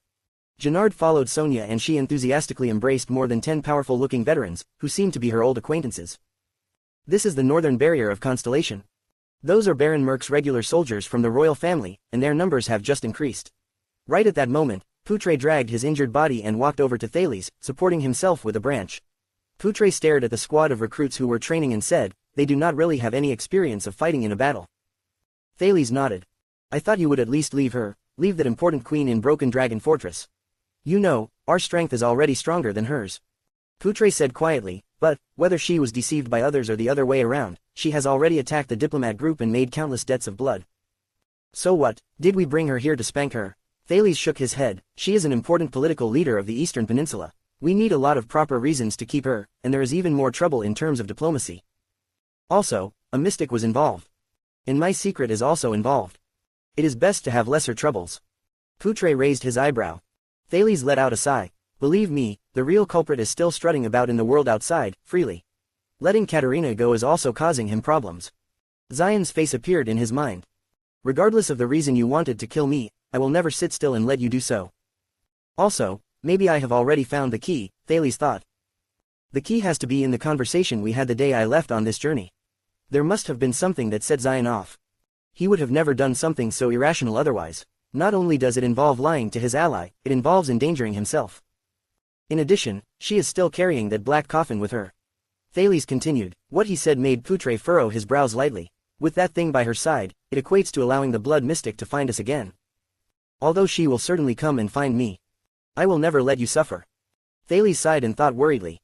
"Do not worry." Poutre seemed to see through Thales' worry as he slowly said, "Exted also has their own legendary anti-mystic equipment. The amount of equipment they have is even greater than Constellation's. It is the country with the most legendary anti-mystic equipment in the world. After all, the Northland did their utmost in battling the calamities during the Battle of Eradication." Thales nodded reluctantly. "As for the calamities, as long as you are not interested in them, they will not be interested in you." Poutre spoke with an underlying meaning in his words and his gaze was profound. A violent shudder erupted in Thales' heart. "Poutre, what does he mean?" Right at this very moment, Sonia's dignified voice could be heard coming from the front. "What is going on?" Thales and Poutre both lifted their heads in curiosity and looked towards the front. There seemed to be a scaffold there, which was jam-packed with soldiers off duty. There was a person on the scaffold who was sent to that place by the soldiers behind him. It seemed like he was about to be executed. A military officer who appeared to be the person in charge recognized Sonia as he was somewhat awkward when he answered, "Lady Caesar, this person is a deserter of the army." Sonia furrowed her brows and looked at the person on the scaffold. It was a tanned, young man with black hair and brown eyes. He struggled to lift his head up before the scaffold and yelled loudly, "I am not an army deserter. I am not." He was wearing a torn cotton shirt and his hands were tied together behind his back. He yelled at the surrounding crowd in an indignant manner, "They fell behind, I went back to save them. I did not escape. Just look at the blood on my weapon and you will know." Thales stared at the situation and whispered to Poutre, "Have we already engaged in a war with our enemy?" "I am afraid that it is a conflict among a small number of squads," Poutre muttered. "It seems like Lampard is still unwilling to give up." Thales secretly sighed at the bottom of his heart. The military officer in charge of the execution looked at the struggling young man and said in disdain, "This fellow is lying. There is indeed blood on his pike, but it had already been broken into two earlier on. You ran back with a broken weapon in your hand, and then tell me that you were going back to rescue them?" "I did not," the young man with his hands tied said anxiously. "It was not broken into two. That is exactly how my pike is. There are two of them, one from my left hand and another from my right hand. I can use them both at the same time." "Enough," Fisherman, you just spin lie after lie. The officer in charge dismissed him with a swing of his hand and a sour expression on his face. Quibbling does not help you at all. Act like a Northlander, just be forthright about this. Wait. Sonia turned and looked at the person in charge with a grim expression on her face. He is a soldier I recruited from the area. Before you execute him, don't you need to come and seek instructions from me? The military officer was momentarily stunned. But there is already conclusive evidence on this matter. We have gotten instructions from Baron Merk. Sonia cut him off impatiently. Put him down, I will personally investigate this matter, and only then will you carry out the sentence. The military officer in charge furrowed his brows. But, this is on Baron Merk's order, he said. Merk. I am the commander of Broken Dragon Fortress, Sonia said sternly, and how many days has it been since Merk arrived in this place? All of you, including him, are only reinforcements, staying here as guests. The fortress flower's facial expression became cold. Or do you have any opinion on my authority? The military officer stopped speaking and stared at his surroundings with a troubled expression. However, he had no choice but to obey her due to the dignity and prestige of the fortress flower. The man with black on the scaffold sighed in relief. He was immediately brought down from the scaffold and pushed down to the ground before Sonia. Soldier, report your name and your unit. Sonia came before him and said coldly. The young man quivered. Willow, my name is Willow, Your Excellency. The young man stared gratefully at Sonia as he panted, Willow Ken. I am a pikeman recruited from Charlotten County. Also, I am really not an army deserter. Right at this moment, a commotion rose from the crowd. A sonorous, bright but impatient voice belonging to a man came from afar. Caesar. Sonia's brows were tightly furrowed together. She lifted her head and turned her gaze towards the direction of the voice. I hear that you are publicly causing me troubles again. Thales stared curiously at the spot where the commotion came from. He saw the soldiers move to both sides to clear a path. There was a man with maroon hair. He was of a medium height but a strong and muscular build. He was wearing a simple breastplate and a green-colored wrist protector. He had a high nose bridge and his facial features were sharp. His light green eyes were fierce, and he was carrying an eye-catching metal bow, which had alternating colors of silver and black as he strode out of the crowd. More than 10 sword and shield troops followed behind him. They were all expressionless. Behind Thales, Ida, who once again covered her face, seemed to anticipate something fun as she whispered, Wow. It's him. They're going to fight. They're going to fight. The soldiers on both sides were whispering among themselves. Many people were staring at the man who was walking over with excited and nervous expressions on their faces. Thales was momentarily stunned. Who is he? This man seemed to have his own aura that was brimming with aggressiveness. Wherever his gaze landed, it made people shiver. It gave Thales a dangerous feeling, just like the silver-black bow across the man's back. It seemed like it was at that critical state where it was going to strike at any moment. Sonia stared at the man with a grave expression on her face as she slowly said, Araka Merk. Once again, you interfered with my soldiers' affairs when I left. Araka Merk. That sounds quite familiar. Thales scratched his head. Poutre, who was standing behind Thales, sighed deeply as he said with a low voice, Your Highness, how good is your ability in smoothing out a conflict? Thales glanced at Poutre with a baffled look. What does he mean? Your unit. The aggressive Araka did not show any signs of backing down. He pointed at Willow Ken on the ground and replied to Sonia in a hostile-sounding voice, Do you mean this cowardly deserter that you recruited from the local village? I am not an army deserter. I am only, the young Willow once again spoke nervously. But Araka mercilessly cut him off mid-sentence. Shut up, army deserter. The man who carried the silver-black metal bow on his back erupted in anger. Araka glared at Willow with a fierce gaze, which forced the latter to swallow his words. Cowards do not deserve to talk to me, he said coldly. Willow Ken, who was standing below the scaffold, had a bewildered expression on his face. He opened and closed his mouth before he slouched down like he was wronged. The atmosphere in the area became increasingly worse. Hey, Merk. Sonia's facial expression was dark and gloomy. You are in my territory, and you identified my soldier as an army deserter and a coward without any confirmation. The fortress flower, Sonia seemed like she was also boiling with anger. She stared at Araka with a sharp gaze and enunciated every single word clearly as she said, Are you provoking me? Thales felt the atmosphere before his eyes becoming tenser by the moment.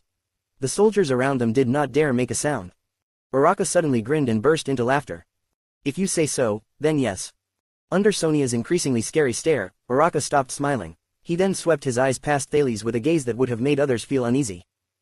So you brought the prince back? Araka laughed as he shook his head.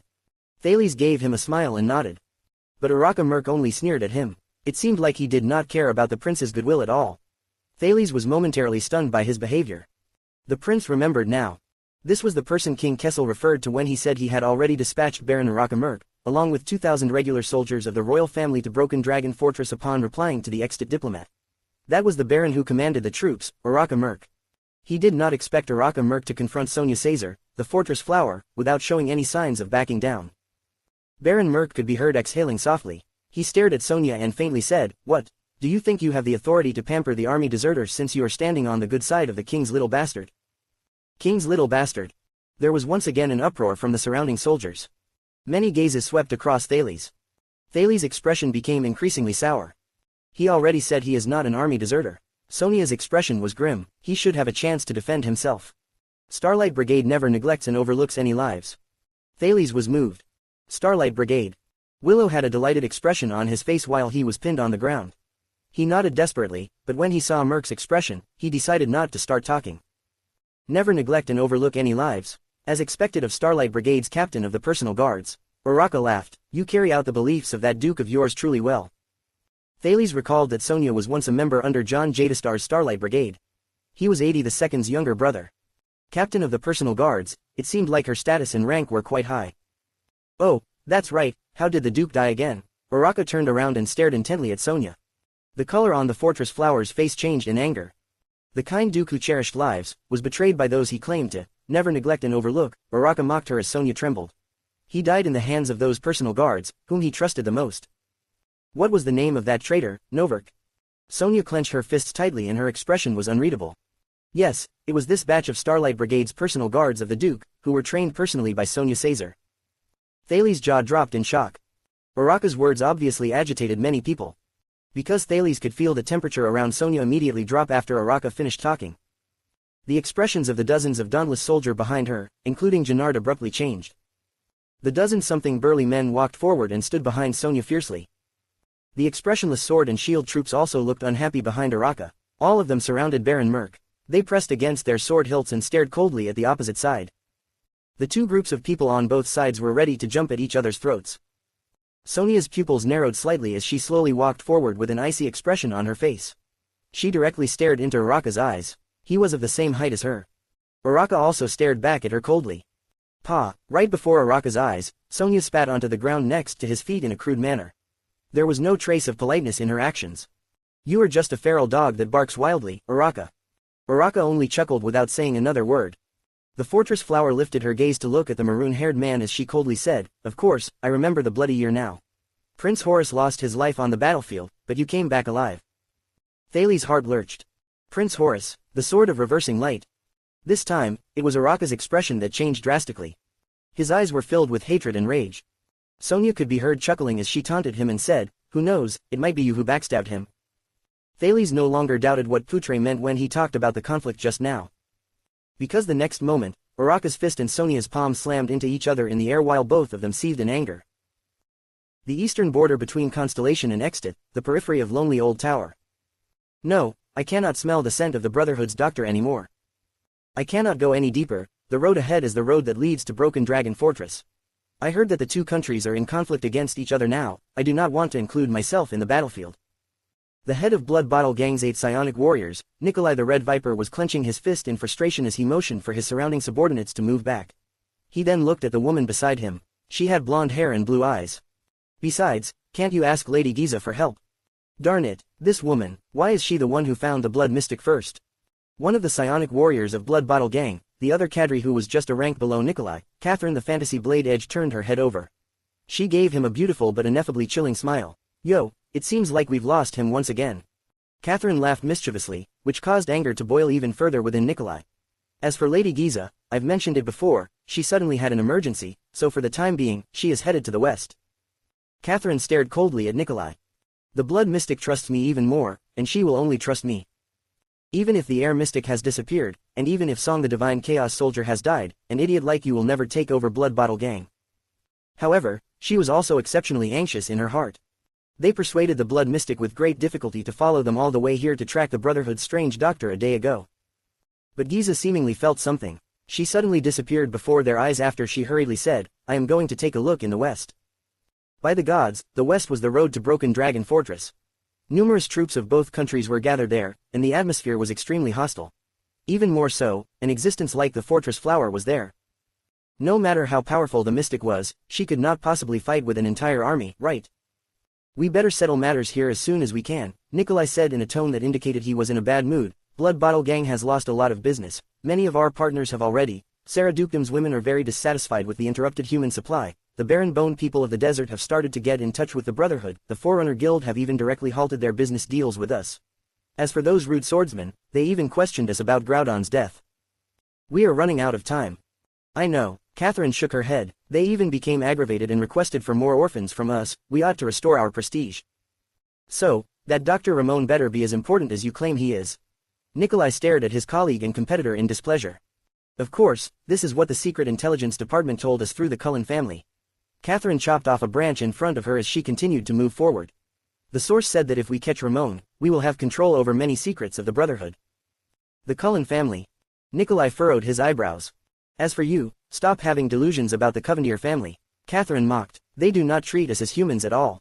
Is the Cullen family any better? Nikolai instinctively refuted. Maybe the kingdom's secret intelligence department only wants us to cause some problems to the Brotherhood by giving us this news. Exactly, Catherine said nonchalantly. Nikolai was momentarily stunned. He did not expect that this woman would actually agree with what he said. The Brotherhood expanded way too rapidly, especially after that night at Red Street Market. Almost the entire of Constellation's underground forces had acknowledged their allegiances to Black Street. Catherine stopped walking and furrowed her brows in deep thought. Since someone found them very displeasing and wanted to cause them trouble as well as catch the mastermind behind them, the Secret Intelligence Department and the Cullen family may both have this motive in mind, hence the most direct method is to support us. Nikolai smiled scornfully. Are you saying that it was actually a good thing for us to lose that fight at Red Street Market? That was a lesson with a heavy price, reminding us that the mystics are not all powerful. Catherine hid the disgust in her eyes and tried her best to speak sincerely. Previously, we did things in our own way, and even fought against one another. But during that night, we lost our best and most capable subordinates and people. For the continuation of Blood Bottle Gang, maybe, it is time for us to abandon our previous enmity. Damned viper. She cursed in her heart. Do you still think I am unaware of the fact that you are the one who killed Ralph?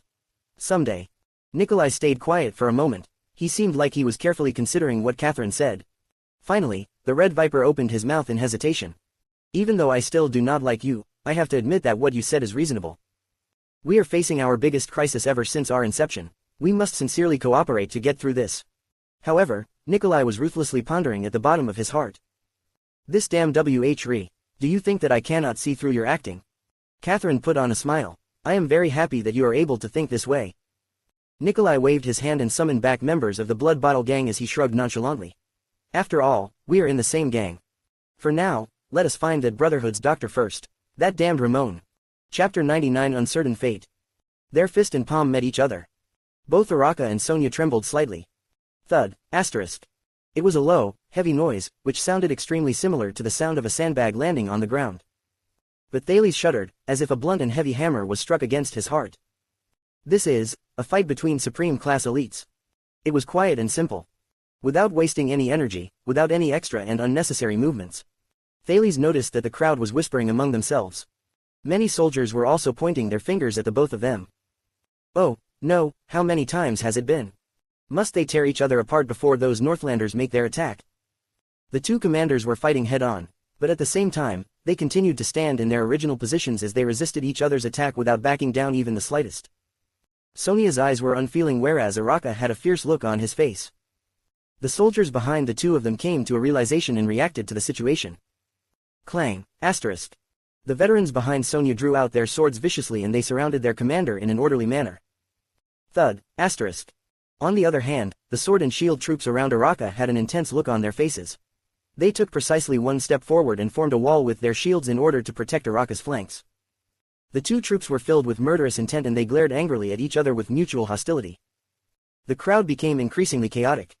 My God, Starlight Brigade and the Fury Guards are present at the same time. Didn't the military officer in charge of arranging the work shift intentionally make sure that their shifts would not overlap? Don't tell me someone's going to die this time. I have a bad feeling about this. Almost everyone was watching the confrontation between the two big commanders, with all kinds of complicated feelings stirring within them. Stop.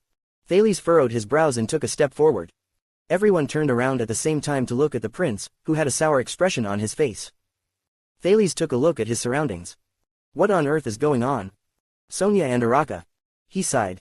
Futre whispered to him from his back, "This is exactly what I was talking about. You are the only who can step in, young prince." Thales shook his head. "Back off, soldiers," he yelled at the two parties enveloped in a tense atmosphere. "For all our sakes as constellations, put away your weapons." But no one paid him any attention. Sonia and Araka both heard what Thales said, but the enraged duo seemed to be more interested in each other. The subordinates behind them, who according to the crowd, seemed to be the Starlight Brigade and Fury Guards, did not avert their gaze. They just stood behind their respective commanding officers with much loyalty and devotion. The prince was given the cold shoulder as no one acknowledged him. Futre closed his eyes and shook his head helplessly. The whispers of the onlookers became louder as they pointed their fingers at Thales. Many of their gazes revealed their mockery and ridicule. This child was their new prince. Thales felt that he was in an awkward situation. Extremely awkward. What should I do?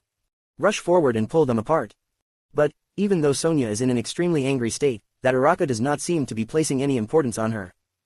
I must find something that they care about. His brain was working rapidly. The conversation between Sonia and Araka materialized in his mind. An idea appeared in Thales' head as he took a deep breath. The prince heard his young voice rise into the air, "I am Thales Jadastar, the second prince of Constellation." Thales raised his right hand at the two parties and pointed north. Maybe some people know that, for the sake of Constellation's peace and for everyone's lives here in the fortress, I will soon head north to Exted and pay for their prince's death with my life. The surrounding soldiers burst into an uproar. Broken Dragon Fortress was not isolated. The news from the National Conference had already made its way there a long time ago. Many of the people's gazes changed in an instant as they looked at Thales. Some turned into sympathy while some into indignation, anger, and even regret. Yet Sonia and Araka's gazes were still firmly locked onto each other. Thales adjusted his own breathing and tried his best to appear more relaxed as he walked closer to where they were confronting each other. Then he spread his hands and gave them a resigned smile. "As for the two commanding officers and your subordinates, before you dig out each other's hearts, you should at least give a Jadastar prince, who is going to meet his end soon, some proper respect, right? For instance, could you fight only after you have sent me off to my death?" The whispers of the surrounding soldiers became increasingly louder. Futre nodded slightly. Sonia and Araka discovered that a barely noticeable crease appeared between their brows. But Thales immediately switched the conversation as he snorted in derision. "Oh, of course, perhaps you have already gotten used to this since for a long time." Thales turned around and stared at the surrounding soldiers as he slipped his hand into his pocket in a relaxed manner. He was prepared to take out the royal family's 9-pointed star brooch and show it to everyone. The next sentence Thales was going to say would have him relying on his last name. However, he could not feel the 9-pointed star brooch. He only had the Fang bracelet in his pocket, which the Night Queen gave him as a keepsake of the Corleone family before they parted. Thales' smile froze for about 0.1 seconds. "Damn that Katerina, she did not return the 9-pointed star brooch to me." Nonetheless, the smile returned to the prince's face at lightning speed. He transformed the bewilderment he felt when he stuck his hand into his empty pocket to a relaxed expression, as if he was about to take a picture with his hand in his pocket. Thales turned back to the two people, who were still up against each other's throats, and sneered. "After all, this is not the first time the both of you have seen a Jadastar dying in front of you." Just as he finished speaking, the breathing of those two individuals sped up by quite a large margin. A tremble traveled through Sonia's body. Whereas Araka looked like he was struggling. Memories of their past welled up in their hearts. The voices of the surrounding soldiers got even louder. "So, you have heard about it as well. Both of them are. Anyway, I do not understand why they find each other so displeasing." 1, 2, 3, Thales was counting the seconds in his heart. "Please, give me some respect." He felt the awkwardness welling up in him again. Finally, both of the commanders snorted coldly and abruptly let go of each other. The guards on both sides sheathed their swords, but they still stared at the opposite party with a dark expression on their faces. Thales sighed in relief. By the side, Futre gave him a wicked grin and winked at him. Gilbert would have never been so disrespectful. Thales returned an angry glare towards him. But he knew that the matter was not yet settled. "Very good, should we settle the matter ahead of us?" Thales rubbed his palms together as he grinned and pointed at Willow Ken, who was stunned. Araka snorted impatiently. "Are you going to judge this yourself, young prince?" "What now, do you have any objections to that?" Sonia snorted. "He is the most suitable person around here with his status." Thales sighed. "No, this is not just a trial. This can also be the conflict and disagreement between two commanders." He looked at Willow, who had a pleading expression on his face. "Also, this is about the life and death of a person." He lifted his head and looked at the military officer who was in charge of the execution. "Is there anyone who can verify his words? What about the person he saved?" The military officer in charge seemed like he had never spoken to any members of the royal family before. He took a step back as he was overwhelmed by the sudden honor of speaking to royalty. Then he shook his head. There is no one, which is why we suspect that he is lying. Thales furrowed his eyebrows. This is not looking good. To confirm whether he is an army deserter, please bring me his weapon. The military officer nodded nervously. Soon, under everyone's watchful gaze, a pair of wooden sticks, which were much shorter than a spear, were presented to Thales. The damaged wooden sticks were still stained with dried blood and the metal tip could barely be seen from the side. From the surface, it indeed seemed like a broken spear. However, Thales stared at the black-haired young man. You can fight with dual pikes. Willow nodded his head forcefully. I can. Another lie. The military officer shook his head and said, there is absolutely no soldier who went through this type of training, not to mention, he is only a fisherman. Thales exhaled deeply. He glanced at the surrounding soldiers whose gazes were burning brightly. He then looked at Sonia's hopeful gaze, Uraraka's intimidating gaze, and Putre's perplexed expression. If he can use the two pikes proficiently, Thales muttered. Uraraka lightly snorted at that moment and cut Thales off. Regardless of whether he is an army deserter, there is no doubt that he disobeyed a command and ran back to the battlefield. This intrepid man sneered at the prince. What, if he can use two pikes, are you going to declare him not guilty by using your Jadastar privilege? Esteemed second prince. Thales was stunned. Disobey, this is bad. Then, are you going to directly put him to death? Sonia went head to head with him as she replied coldly, what if he is innocent? On the battlefield, no one cares if you are innocent or otherwise. Uraraka cut her off harshly. It does not matter whether you intended to run or save someone, you disobeyed the rules and you have to pay for it. Sonia was rendered speechless in an instant. She could only turn her head over and look at Thales hesitantly. I respect your decision, your highness. Uraraka stared at Thales and said in disdain, continue, pardon his crime, and see if he will still disobey the rules next time, perhaps by then, he would not only cause death to himself. Willow's face went pale in an instant. He was drenched in his own sweat as his gaze kept going back and forth between Uraraka and Thales. Thales furrowed his brows. This is troublesome. Uraraka, Sonia, Putre and the surrounding soldiers, including Willow all directed their gazes on him. What should I do? Hang him, what would Sonia and the surrounding soldiers think about that? Pardon him, what about Uraraka, the military orders and rules? Or simply change it to another punishment? No, it is not appropriate, darn it. Gilbert never taught me this. Wait, Gilbert. Thales muttered to himself and made his decision. Willow I cannot be certain if you are an army deserter. The second prince walked towards Willow and said to him, and so, I cannot convict you as guilty and I cannot hang you. Willow sighed in relief. See, this is the starting point to losing a war. As expected, Uraraka snorted and also as expected, he received an angry glare from Sonia. Some soldiers who agreed with Uraraka started to shake their heads. But what Thales said afterwards made Willow nervous again. However, if you truly disobeyed the rules, I cannot declare you innocent as well. Thales shook his head and said. I cannot pass judgment. Everyone at the scene suddenly fell silent. And then the entire crowd broke into an uproar. Sonia fiercely furrowed her brows. What does this mean? Ha, guilty and not guilty. Uraraka sneered. So what are you going to do, my prince? How about you shorten the garrote into half? Thales remained expressionless. He raised his hand slightly and clenched his fist to have the crowd quiet down. Thales said softly, but you did say, Willow, that you retreated to save your comrade. Willow lifted his gaze and looked at the second prince, still trembling. It does not matter whether you have truly done this or not, such a spirit is very honorable. Thales' voice echoed among the crowd standing in the narrow street. So, I cannot hang you. A tremble coursed through Willow's body as he stared at the prince in disbelief. Thales continued, it is not because of your conduct, whether it is not guilty or otherwise. But it is because I cannot let the others be afraid of what happens to you after what you did and become hesitant in saving their comrades. This is not something that they should hesitate in doing, Thales replied faintly. The crowd's gazes on Thales changed. Sonia had a happy look on her face whereas Uraraka furrowed his brows deeply. Only Putre had a complicated and deep look in his eyes. But Thales' expression became solemn as he said seriously, this does not mean that you are not guilty and that you do not have to pay the price for disobeying military orders. Willow's breathing started to speed up. Willow in the subsequent battles, you must save the lives of more than 10 comrades, Thales said resolutely. This will be the price you have to pay for not being hanged. Only by doing so will you be able to offset the offense of disobeying the rules and wash away the suspicion of being an army deserter. You must save 10 of them. Under everyone's watchful gaze, Thales took out JC's dagger and walked behind Willow without any expression on his face. He placed the sharp blade near the rope that bound Willow's hands together. Thales took a deep breath and forcefully cut the rope. 1, 2, 3. Abashed, Thales discovered that the strength in his hand was a little too weak. Perhaps, with his current speed, he would have needed more than 10 seconds to cut open the tied rope. He felt the gazes of the crowd surrounding him. This. The atmosphere is very much ruined. At this very moment, that familiar fluctuation rushed into both of Thales' hands. It was as if his blood suddenly sped up. The muscles in his right hand trembled and a strength much stronger than what he could usually muster erupted forth from within him. Rip. The rope around Willow's hands was cut off in an instant. Thales put his dagger back and forced himself not to look at the bloody wound he accidentally caused on the back of Willow's hand. Ahem. Therefore, I will use your future behavior in exchange for your current life and freedom. Do you understand, Willow Ken? He stared solemnly at Willow, who had just regained his freedom. Willow was panting as he kneeled on the ground and looked at Thales.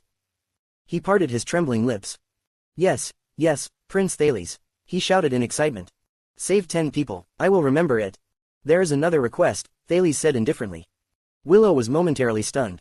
All of a sudden, Thales put on a smile, which had disappeared for a long while and said, Go and change those 2 pikes of yours. They cannot even stab a fish in the river to death in their worn-out condition. Willow Ken took 3 deep breaths.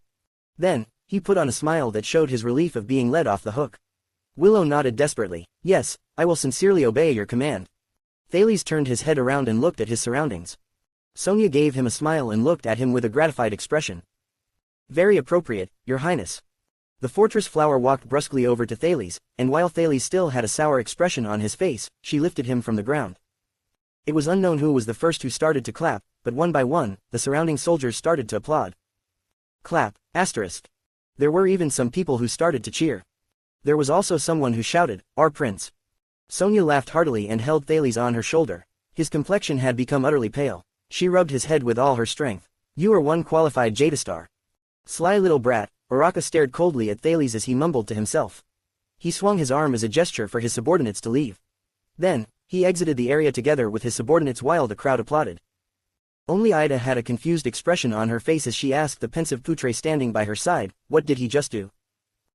Thales, who had always been originally weak and feeble, became increasingly dizzy when he was placed down after Sonia swung him around in 2 circles. He could only grab onto Poutre's robe powerlessly and retch. Under the lead of a few soldiers, Poutre and Thales walked towards the barracks, which had been prepared for the prince. Ida followed them and she had a sick complexion, again due to the freezing weather. Thales sighed, I thought trouble would only arrive after we reach Extit. However, Poutre did not reply him. Your Highness, Poutre said quietly. He did not notice that he was using honorifics while speaking. What did you think of that solution? Thales was briefly taken aback. You did not kill that soldier, instead you made him commit meritorious deeds in the future, Poutre said as he walked. Thales rubbed his cold, red hands together and puffed out a breath of warm air against them. About that, Gilbert was actually the one who told me about it. It was related to my uncle, Midir Jadastar. Poutre's expression changed and he furrowed his brows. Gilbert said that he had once messed up a diplomatic task because he did not cooperate well with his colleagues. Thales recalled the conversation and did not pay any attention to Poutre's expression. But Prince Midir did not punish him. Rather, he allowed Gilbert to make up for the debt that he owed Constellation with greater meritorious deeds in the future. Poutre furrowed his brows tightly whereas Thales lifted his eyebrows. The Far Easterners also have a saying that goes, atone for one's crimes by performing good deeds, but that is only limited to important people. I could not directly use this saying to save a low-ranked soldier like Willow, so I had to use the reason of saving his comrades in order to convince other people.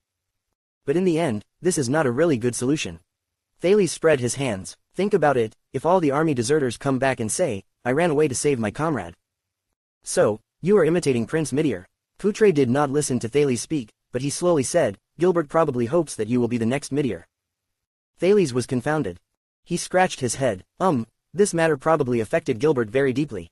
Ah, yes, Poutre let out a long sigh. He was thinking about something in his heart when he said, Gilbert indeed saved the entire of Constellation during the negotiation of the Fortress Treaty. After that, he atoned for his mistake of being hostile towards Steel City. Otherwise, according to the law at the time, this matter was more than enough to send him to jail. Thales turned his head around in curiosity. Oh, Poutre, you also know about this incident? Of course, Your Highness. Poutre seemed like he had already gotten used to addressing Thales as Your Highness. He spoke in a faint manner. That year, Gilbert did not mess things up because he did not cooperate well with his colleagues. Thales widened his eyes. At the time, Gilbert was only a descendant of a degraded noble. He was ostracized and deliberately framed by his colleagues when he first arrived at the Foreign Affairs Department as the prince's attendant, which was why he ended up in that sort of plight. Poutre sighed. Ah, Thales asked in bewilderment, is that so? Poutre slowly nodded. So, it was only after that incident did he pour his blood, sweat and tears to contribute to Constellation. He believed it was the debt he owed to Midir and Constellation.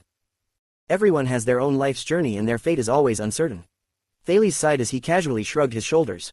Did he tell you about this matter? No, he did not. Poutre's gaze was deep and his words had a faint hint of grief as well as remorse. But I know more than him. Thales lifted his head. He saw Poutre taking in a deep breath as he slowly enunciated each word. Because, back in the day, I was the person who ostracized and framed him in the Foreign Affairs Department. Thales was stupefied. This is so awkward. About that, he said awkwardly, maybe, if you had not carried out those actions before, Gilbert would not become such a remarkable foreign affairs minister and administrative minister today. Yes, maybe, Poutre said bitterly, Constellation is very lucky to have such an outstanding and selfless. No. A familiar voice could be heard behind them. It seemed like the owner was only barely restraining his anger. Thales and Poutre turned around in surprise. The second prince's attendant, Wya Casso, could be seen staring at them, looking unhappy. Wya, Thales opened his mouth in confusion. He is angry. Your Highness. Wya seemed like he was doing his best to control his emotions. He took 2 deep breaths before he returned to normal and slowly said, Cora, he is dying soon. The color on Thales' face changed immediately. Cora, the head of Jadastar family's private army, was currently lying on the bed in the barracks. His face was pale. I have a younger sister. Cora's eyes were without focus as he spoke in a delirious state. She is in the capital. Wya Casso, who was wrapped in bandages, said with a regretful look on his face, Your Highness, the vampires have injured him too seriously. Thales let out a long sigh. Is there no other way at all to save him? Wya shook his head with a sorrowful expression on his face. We looked for help from every military doctor in the fortress, but they are only military doctors. I am afraid that they do not have such medical expertise. Thales furrowed his brows. Are there any other doctors? Poutre wrinkled his forehead. The Cold Castle is the nearest, and they do have a doctor. But, I am afraid that there is not enough time. Also, the extinctions have emptied that. In short, the road is very unsafe. You have to accept reality. Ida sighed under her cloak. At least, let him leave without any worries and regrets as he gets on his way to Hell's River. Thales looked at Cora, who was lying on the bed. He remembered how he had poked him until the soldier laughed for the first time in Mindy's hall. And also when he brought the swordsmen and mercenaries to fight against the vampires. Cora shielded Thales by putting himself between Thales and Serena together with his comrades. Not to mention, the battle to resist the Blood clan in the birch tree forest. He closed his eyes in sadness. Darn it. Prince Thales. Everyone turned their heads around.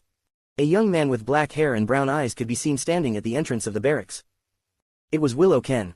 That army deserter, who was almost hanged. Willow bowed before Thales respectfully and gave him a grateful smile. I am really too happy to see you. I was sent to inform you. He glanced inside the barrack and swept his glance over the dying Cora. Willow immediately stopped smiling and he spoke with fear as well as trepidation. About that, the 2 commanders have invited you and the vice diplomat over. Thales sighed and stared at Cora with a heartbroken gaze. He nodded and walked out of the room along with Poutre and Ida. Is that your subordinate, Your Highness? Willow asked cautiously. Yes, but we are unable to save him. I hope he passes peacefully, Thales said absent-mindedly. Willow, how did you become an orderly officer? Willow shrugged and said helplessly, well, after all, many people still think that I am an army deserter. Thales nodded absent-mindedly but his footsteps came to a stop. No. Let the commanders wait for a while. I am going to send him off to his final destination. He is dying because of me. Thales turned around sorrowfully and looked at Cora, who was on his deathbed. Poutre shook his head and waved at Willow. Thales walked back to the bed and stared at Cora, who was still mumbling to himself. Thales clenched his fists tightly. If only Cora and the other Jadastar private soldiers who sacrificed their lives in the birch tree forest had not followed me. Hiya. Right at this very moment, Your Highness, that. Willow could not help but voice up. Poutre and the others stared at him in displeasure. Please do not make him rush, Wya said unhappily. Please, give the dying some respect, even if you are the ferryman of Hell's River. No, Willow gestured with his hands as he said anxiously. Yesterday, when I was treated as an army deserter, I was directly locked into the dungeon, that dungeon. This is not a good time to express your gratitude, Poutre furrowed his brows as he spoke. Ah, no, Willow shook his head.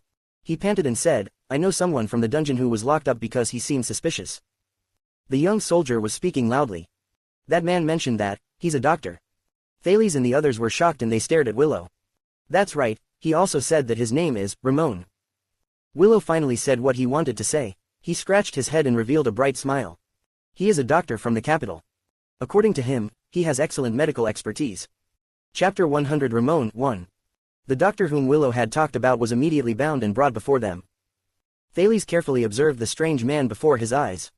He seemed like he was over 50 years old. He was almost bald but he had sharp features. He had a large nose on his narrow face, and his forest green eyes sparkled brightly.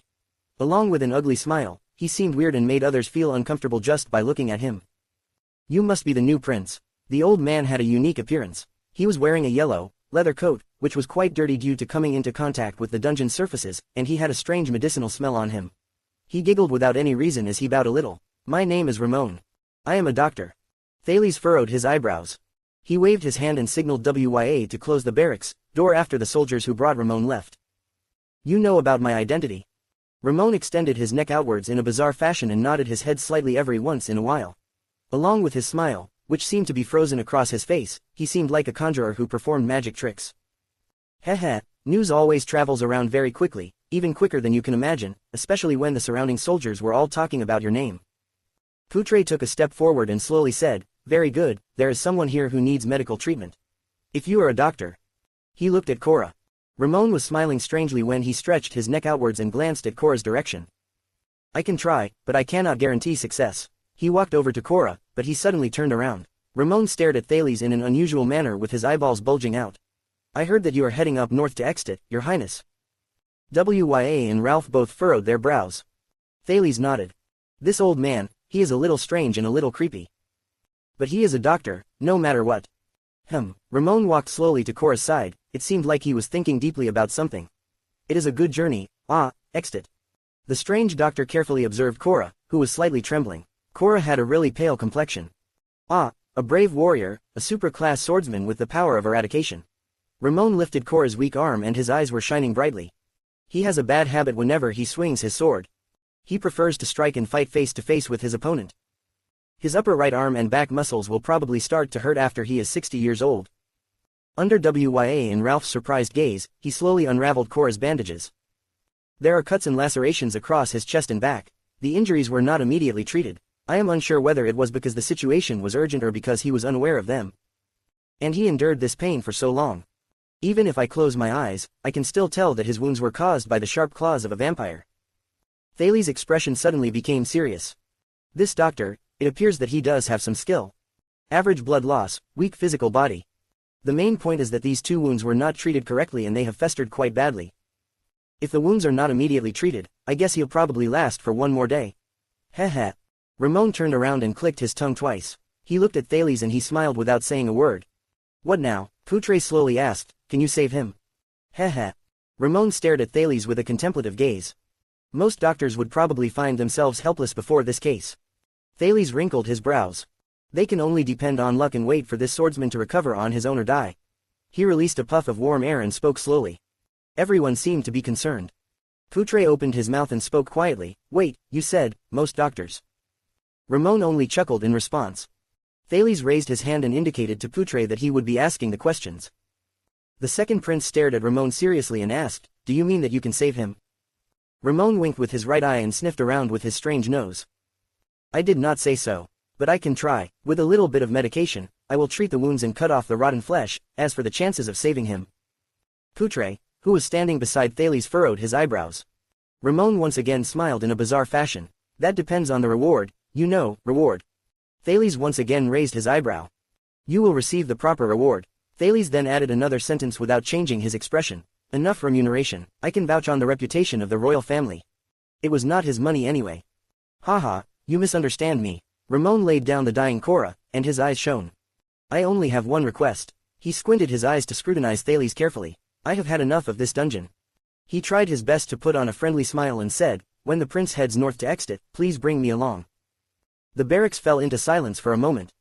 Thales stared at the miserable-looking Cora on the bed and he clenched his fists gently. Bring him along. You know I do not have the authority to let you come. Thales forced down the discomfort at the bottom of his heart. I am not the commander here. The doctor, Ramon smiled with a fox-like grin, in a manner that revealed the upper row of his teeth. He sneered cunningly. But your father is the commander of the commander's commander, am I correct? Also, you are not letting me go, but you are placing me under your custody. This is absurd. Wya snorted lightly. Are you negotiating with the prince? It is only a request. Ramon placed his hands together and laughed. If my request is granted, I believe I will work even harder and do my utmost in treating this seriously injured, dying man. Thales stared at him with a grim expression on his face. No, you are not only negotiating, you are also threatening me. On top of that, you are leaving a man to die without helping him. Are you really a doctor? Ramon spread his hands and revealed his yellow, mottled teeth. How could I be so preposterous? What I mean is, even a doctor can only try his best in saving a person. If I fail, you can throw me back into the dungeon, or even make things hard for me, your highness. Of course, if he is lucky enough to be saved by me, I just need some of your kindness to bring me out of the dungeon. This man, lying on the bed, seems like he is in excruciating pain. You only need to bring me on this one journey. You have a few too many conditions. Wya took a step forward and said coldly. I am only making a suggestion. Ramon laughed. Whether to accept or not depends completely on his highness himself. Thales said quietly, if I say no and I do not agree to let you out of the dungeon or agree to bring you along with me, will you then refuse to save him? Ramon chuckled. Of course not. But a cold light flickered within the doctor's eyes.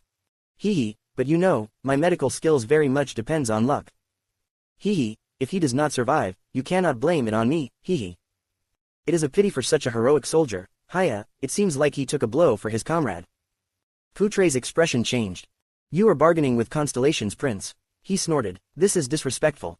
How would I dare do such a thing? Ramon shook his head. I just believe in the prince's kindness and wisdom. Anger boiled in Ya's heart as well. You know, we can also send you back to the dungeon. The ferryman can also send him across Hell's River. Ramon pointed at Cora, who was lying on the bed. He then cunningly spread his hands as if to say he could do nothing about it. As for Ralph, he was staring at Ramon coldly. Putre glanced at Cora, who seemed like he was struggling in a nightmare as he leaned close to Thales, ears with an unhappy expression on his face. Maybe, we can promise him first, as long as Lady Caesar becomes the one who steps in and arrests him at the very last moment, you will not be considered to have broken your promise. Thales pursed his lips tightly together. He lifted his head and cut off Putre's whisper. Thales looked over at Ramon. Was he the only professional doctor around Broken Dragon Fortress? You know, I can actually promise to do all the things you have just requested of me, Thales quietly said. Putre's expression became strained. Thank you, Ramon chuckled and said, this is as easy as lifting a finger to you, your highness. I believe Lady Caesar will respect your.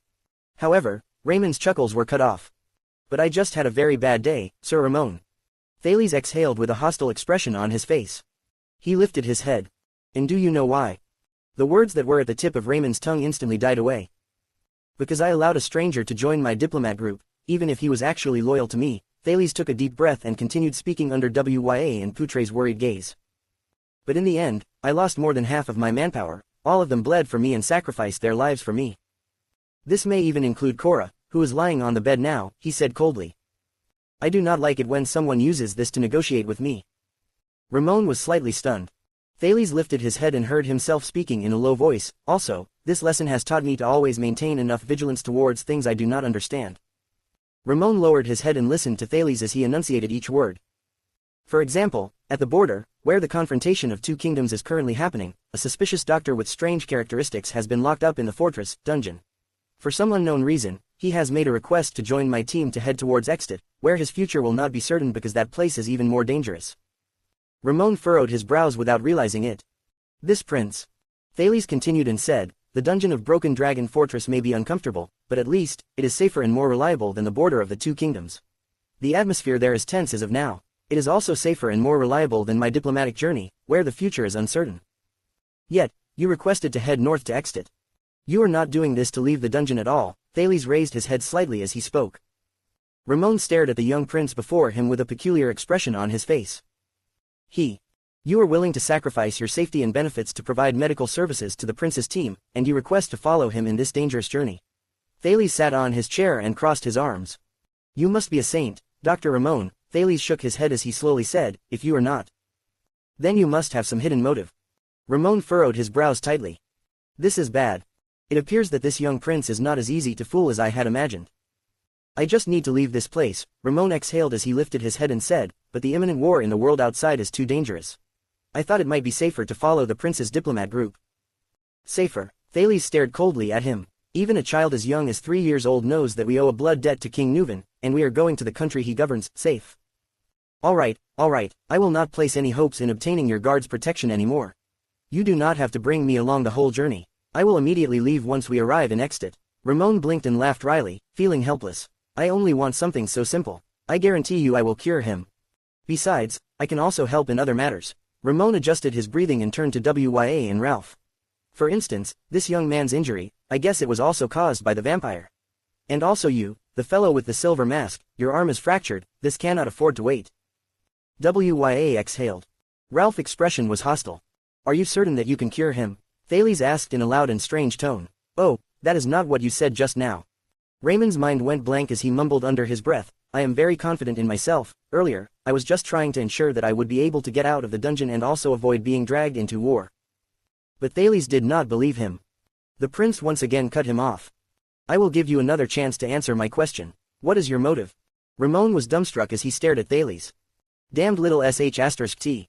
After a second, Ramon suddenly laughed. He spread his hands and shrugged indifferently. Alright, since the prince does not believe in me, then I better go back to the dungeon. But he did not manage to finish what he wanted to say. You have used up your chances, Dr. Ramon. Thales suddenly smiled at him. You are the one who forced me to do this. Raymond's pupils contracted. What is he going to do to me? Passing out punishment indiscriminately as one pleases is a privilege that only belongs to a tyrant. Ramon grinned as he slowly said, also, you are still young, right? If news travels out. Poutre stared at Thales in confusion. The prince visibly leaned backwards as he looked at the confused Ramon. Thales raised his right hand and pressed it against the side of his forehead. I will apologize to you in advance. Thales chuckled and slowly said, I also do not want to treat you like this. I did not want to use this sort of forbidden power. What? Poutre, Wya, Ralph and even the constantly inattentive Ida, who were standing by the side were all stunned. Power? What power?